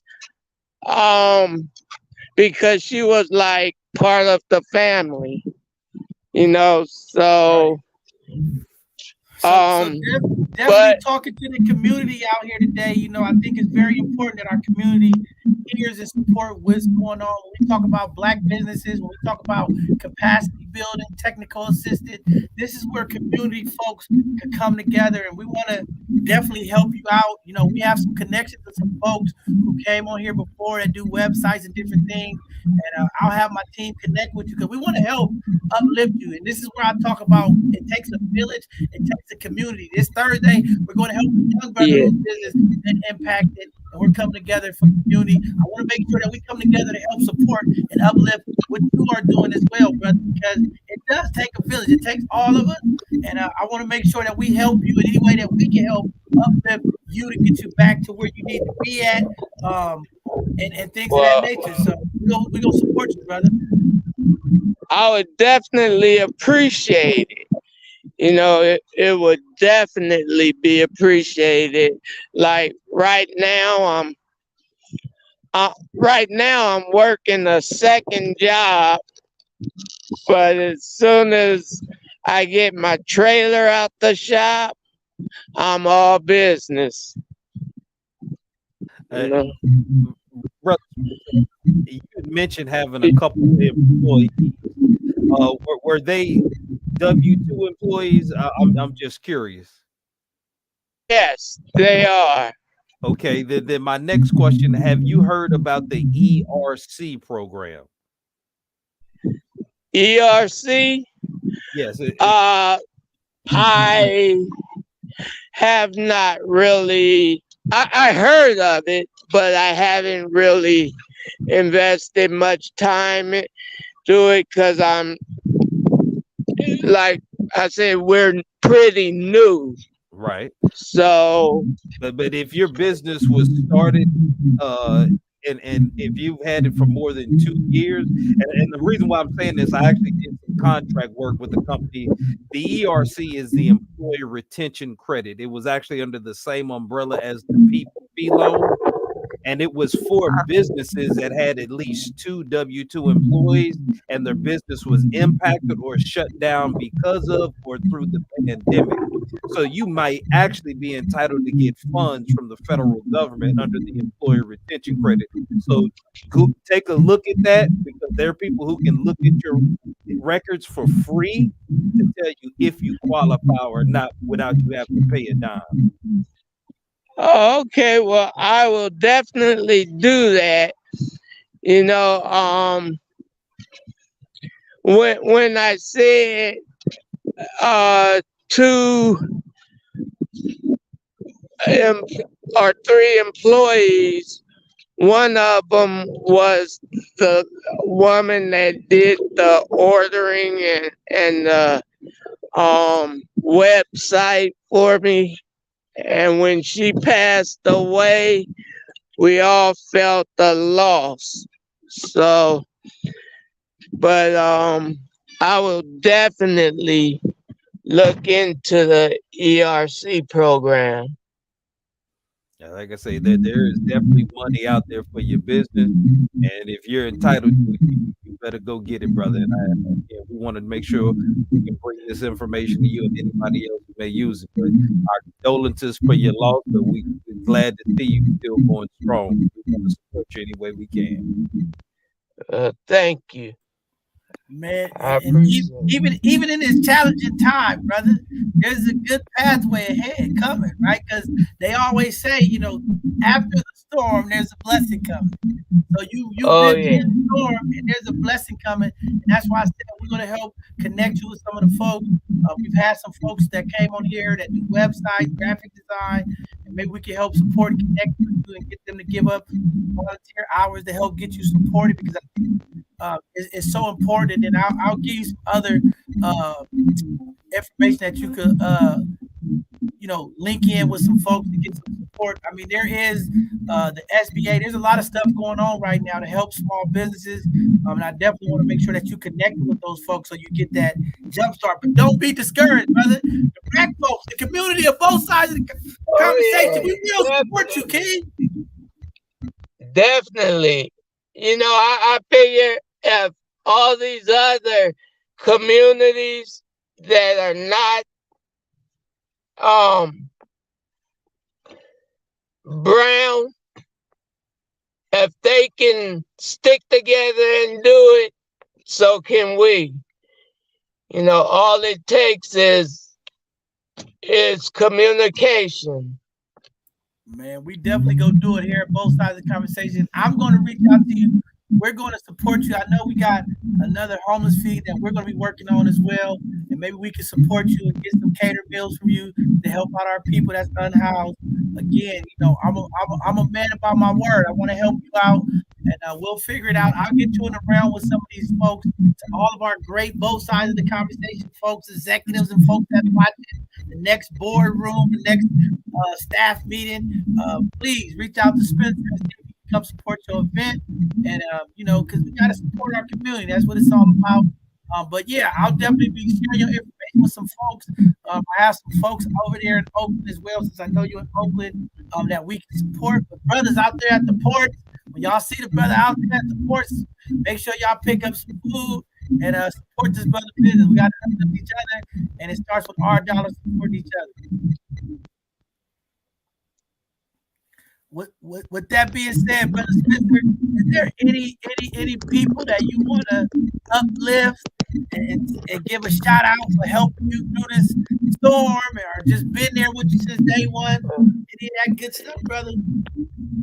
Yeah, I would like to give a shout out to my brother Ricky, who has really been solid with me through this all. He started working for me at no cost, and now I don't pay him much, but I'm able to pay him something, and I thank him for being there with me from the beginning.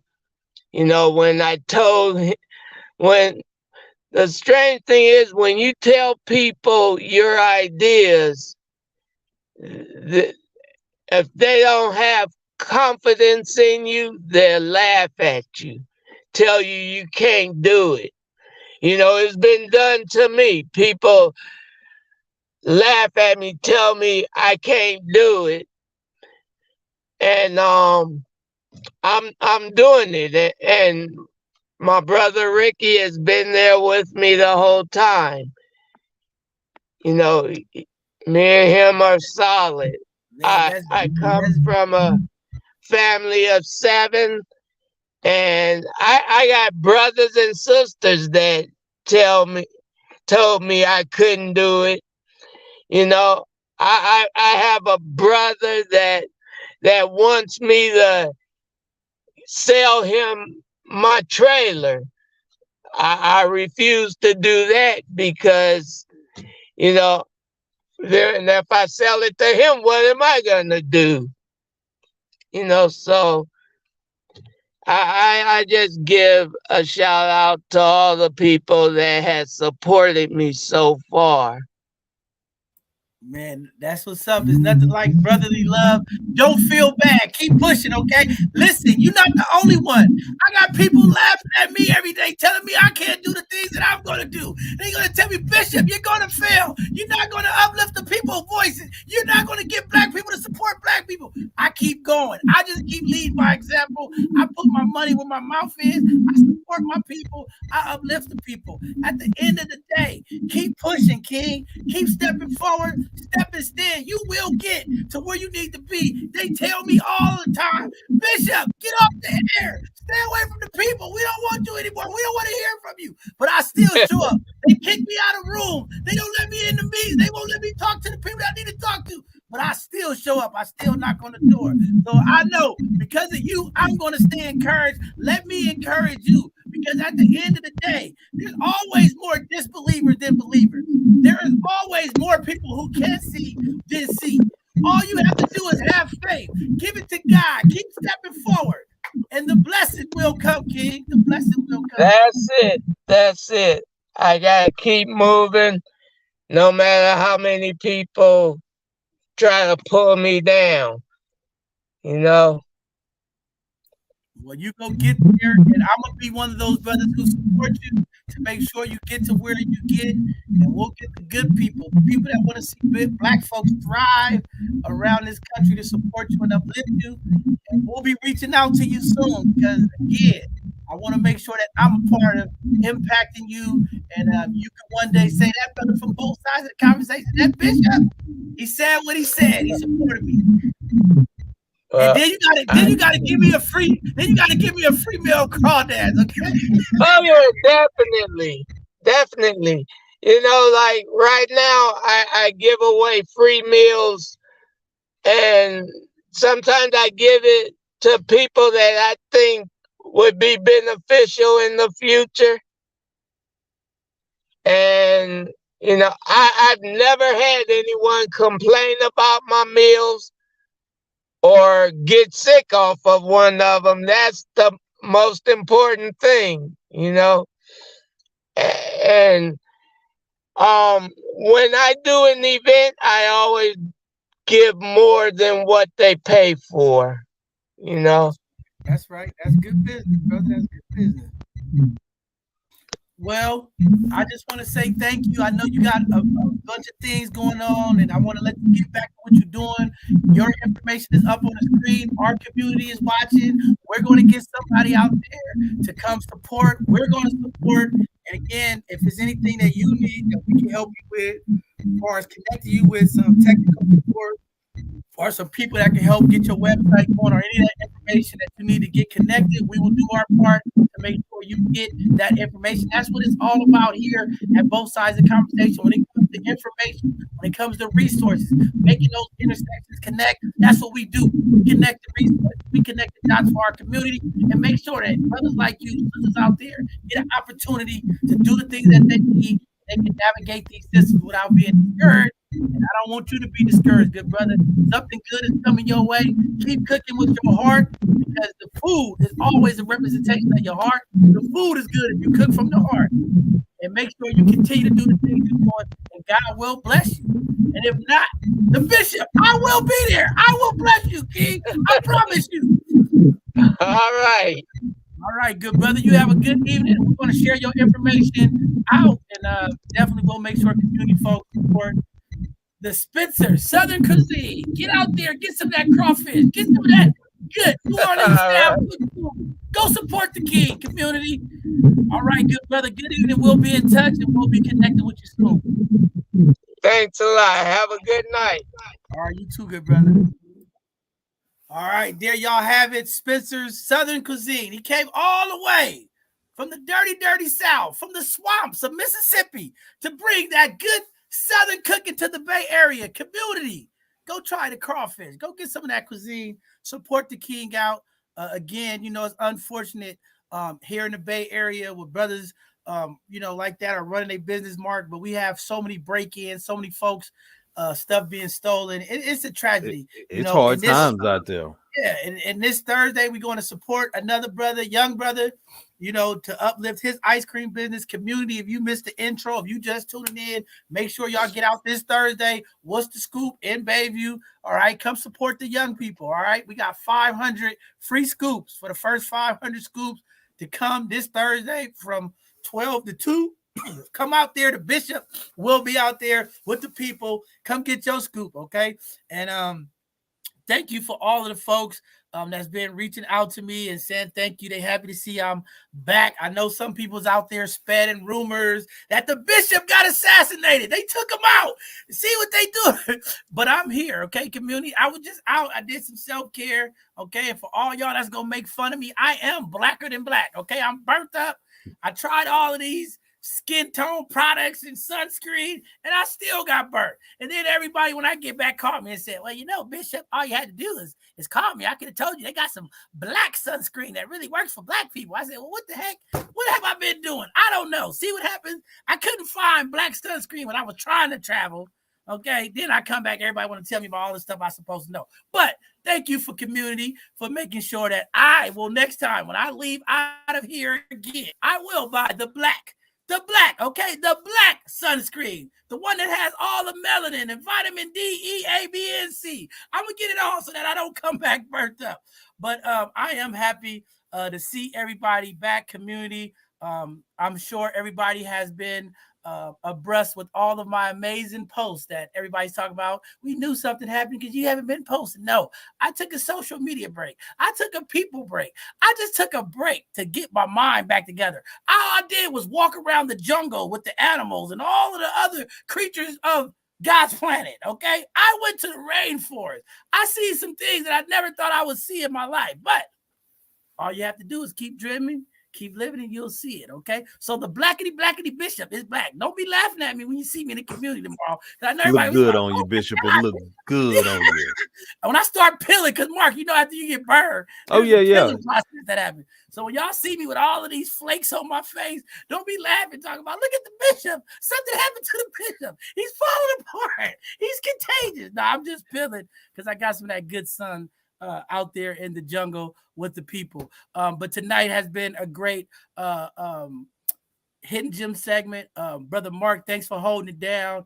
This was a short segment, 2 guests tonight. We have an educational Thursday presentation that should be phenomenal this Thursday. We will not have a Sunday conversation this Sunday. We will not have a Hidden Gem segment next Tuesday because of the holiday. But when we come back, okay, listen, community, when we come back, it's gonna be some fireworks, okay? I've been hearing through the grapevine. We got some relationship conversations coming up. Ladies, are you ready? Fellas, are you ready? The drama has begun. The countdown is going. The drums are going off.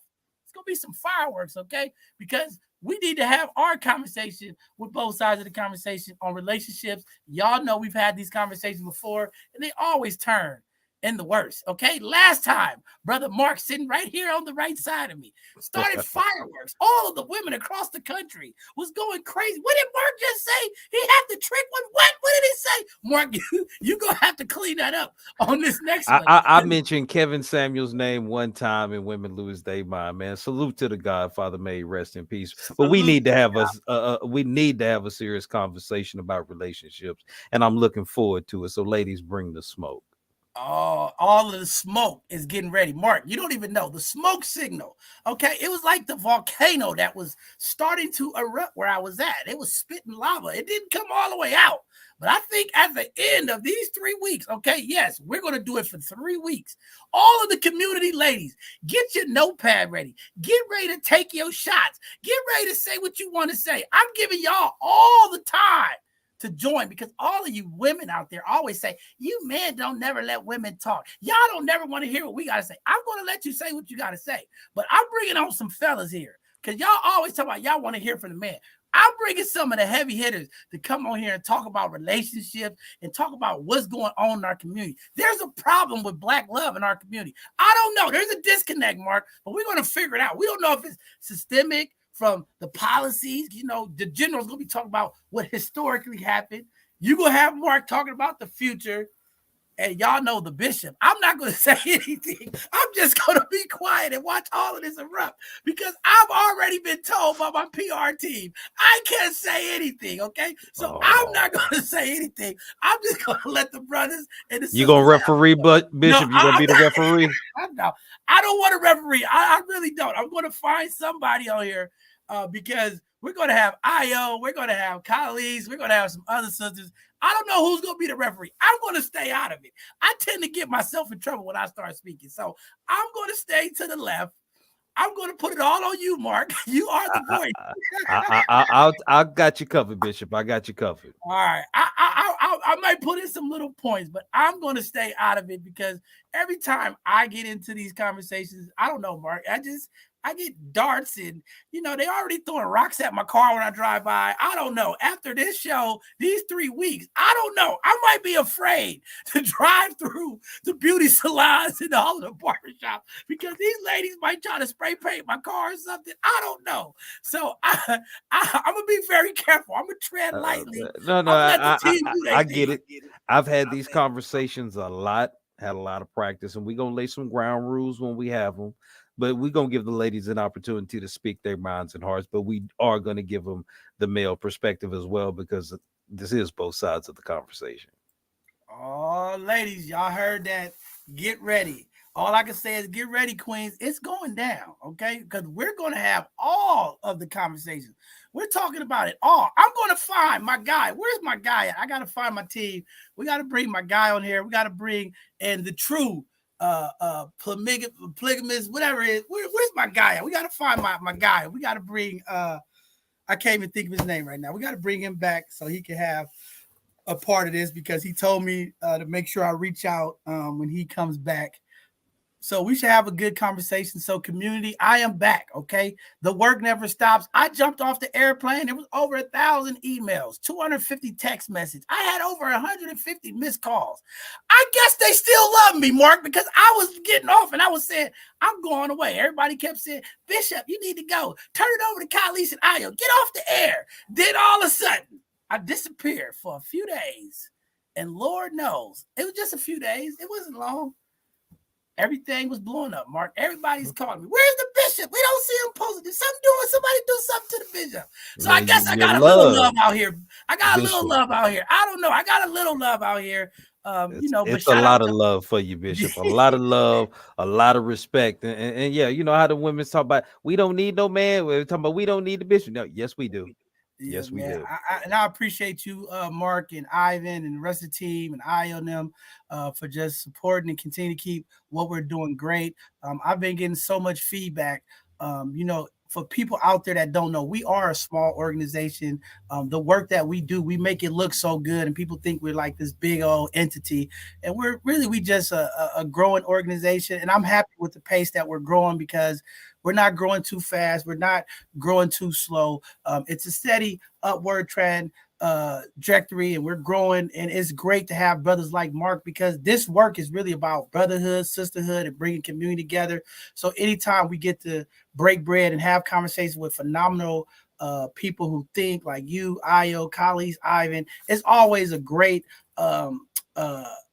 experience for me myself, not just the community, but when we talk about communication and we talk about conversations and when we talk about what healing looks like, these conversations are very powerful. I've had some people reach out to me about the conversation about Black economics and just some of the other conversations that we've been hosting and really just expressing how they have been helpful. I've heard women reach out to me and call about colleagues and IO, their vulnerability and just talking about their life experience, how it's impacted them. So I'm a true believer in what we're doing, and it's only going to continue to grow because there are so many aspects of what we're doing.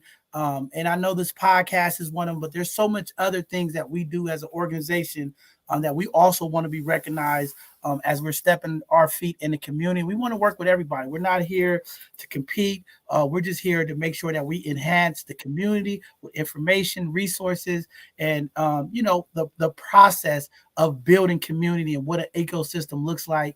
And we're just taking the lead, doing our part. We're taking the little twos and fews that we make to help impact our community. We try to give back as much to the community. So I always have to give an uplift and kudos to all of the amazing volunteers within this organization that continue to produce at a high level and continue to give their all to folks that sometimes other folks don't want to give their all to. So just want to say thank you to all of our amazing sponsors that continue to make sure that we are rocking and rolling, even in the bad times, even in the tough times.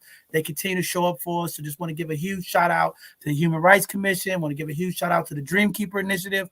Want to give a huge shout out to Collective Impact, YCD, Mo Magic, B Magic, the Bayview YMCA, the Homeless Children Network, the West Side Community Service, all of the amazing folks that continue to support us. Shout out to the Rebels, shout out to the Brown Bombers, shout out to SF Black Wall Street, to all of the folks that continue to support. It takes a lot to move this organization forward, and it takes a lot to do the things that we do. For y'all that don't know, I'm running about 18, 19 hours a day, every day, 7 days a week. Sometimes I'm only getting 2 hours of sleep. I'm up before the sun come up, and I'm up when the sun go down. And not to brag, it's just to show the amount of compassion and humility and love that I have for the people that we serve. And we serve some amazing folks. And sometimes these amazing folks go through transition and changes. And we just try to be there to uplift them and support them, just like our amazing guest that just got off. He's going through this transition period and both sides of the conversation. We will uplift and support that king to make sure that he could get over and get going. And those type of relationships and those type of supports is what keep us going, because when those folks get up, all they do is when they get back to their place, they always remember us. And that's why we are always appreciative and surprised when these awards and these acknowledgments come, because we don't do it for that.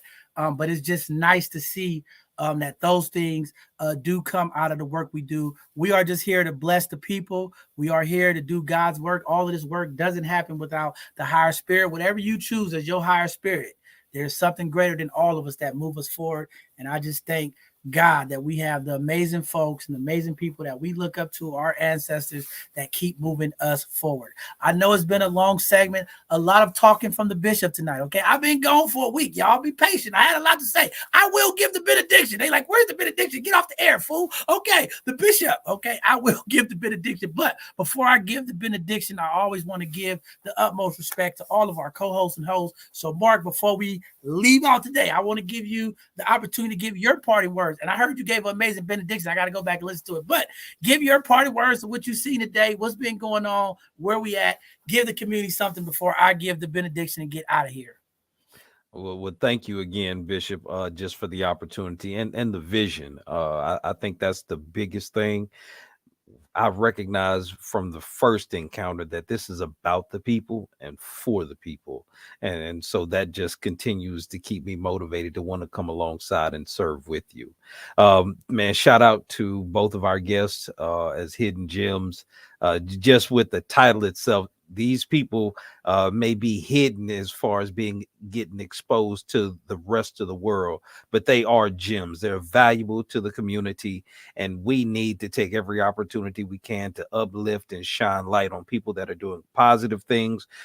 Even if they're going through a transitional stage, we want to be able to rally around and support them. So, man, thank you, DJ Black Mark, for all the game and tips that you dropped, because I know somebody who's wanting to get into the DJ game or understand it, they got blessed for it. And man, again, from my brother straight out of Louisiana all the way there out in the Bay Area, I hope we get that trailer out fixed soon so you can get to slanging some of that good Southern cuisine out there. And I definitely look forward to coming out and getting me some, because I was hungry listening to that second one. But thank you again, rest of the team, man, just being able to stand in while you were on sabbatical. Yeah, the bishop was on a sabbatical, but he didn't come back. He done had some time with God, and you can tell because he's shining. Bishop, glad to have you back, brother.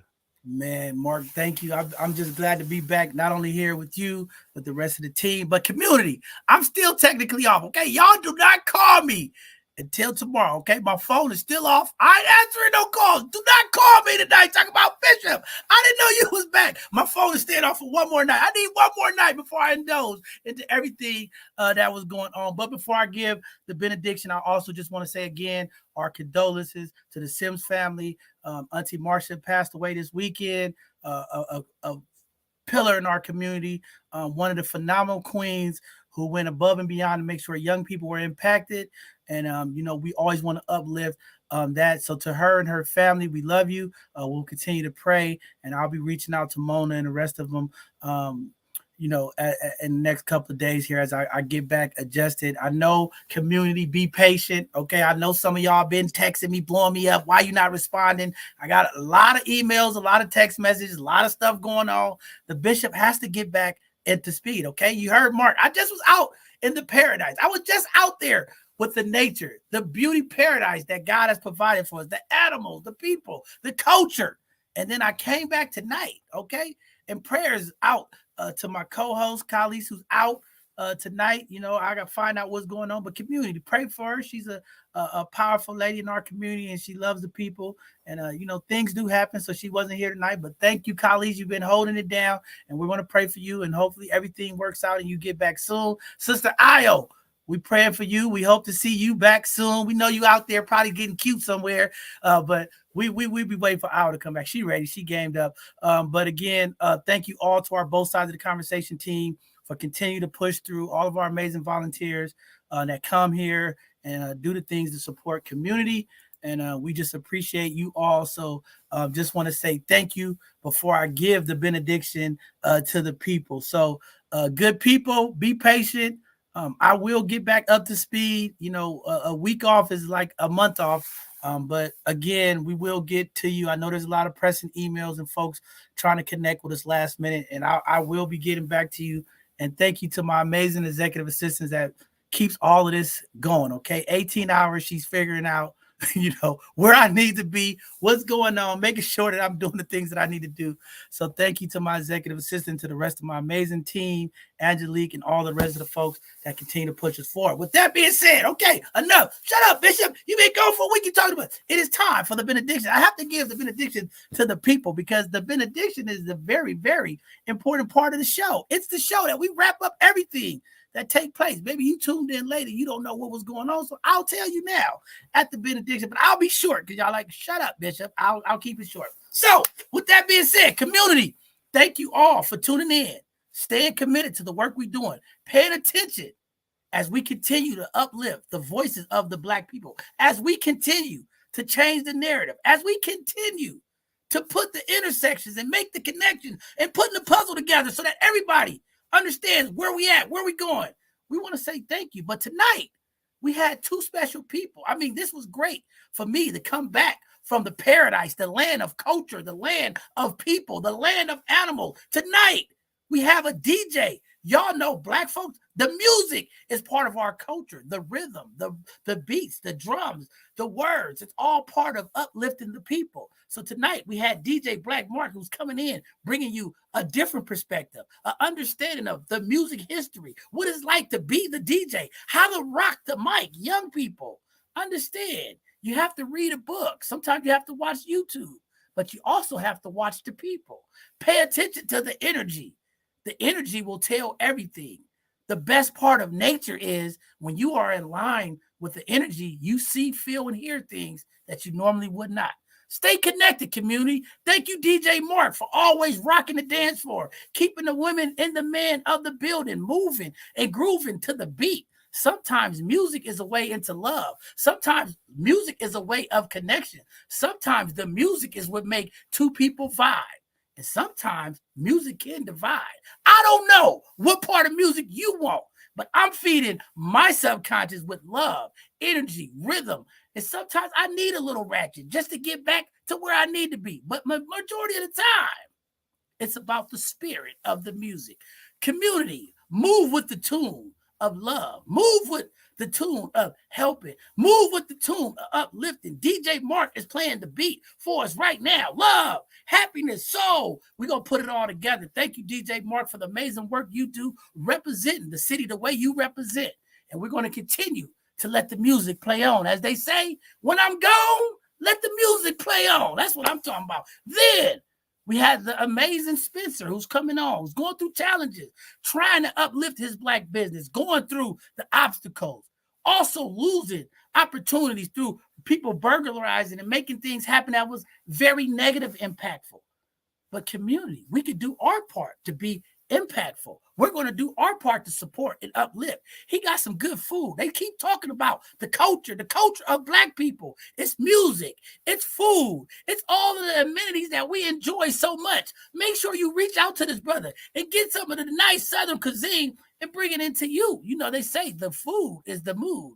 If you're not eating right, you're not acting right. So make sure that you get the right meals, the right intake. Try some of this good Southern food. Put it in you. Make you feel good, make you feel hungry. Sometimes a good meal with a great DJ will make you move a certain kind of way. So again, community, we always have to uplift and support each other. Businesses go up and down. Things happen. We are the makers and breakers of that business. The Black community, we talked about the power, the economic dollar of the Black America. In order to lift up the economic power in our community, we have to spend our own dollars with our own people to uplift the businesses so that we could thrive, so that we could survive. And maybe if everything works out, we can hire the very people that look like us. If we're going to change what AI is doing in the future, it's going to take Black entrepreneurs. It's going to take Black businesses thriving so that other people that look like us get an opportunity. Make sure you do your part. Don't be judgmental. Give the brother a shot. Go get some meals. Go feed some people who are unhoused. Whatever you want to do, find a way to get connected and give back. We're going to do our part. You do your part. Brother Spencer, don't worry. Help is on the way. Through every storm, I always say there's a blessing on the other side of the storm.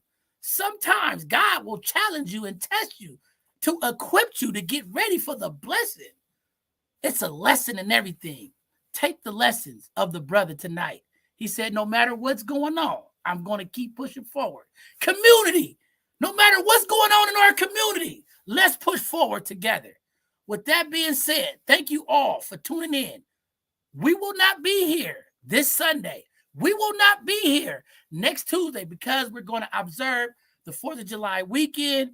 Don't be making rumors talking about, oh, both sides of the conversation closing their doors. No, we won't have any live shows after this Thursday because we will be giving our team time to go out and do the things that they need to do and take a break. This work is real. It is hard. It is strenuous, but we will get through this together. So enjoy your holiday weekend. We have a heat wave coming.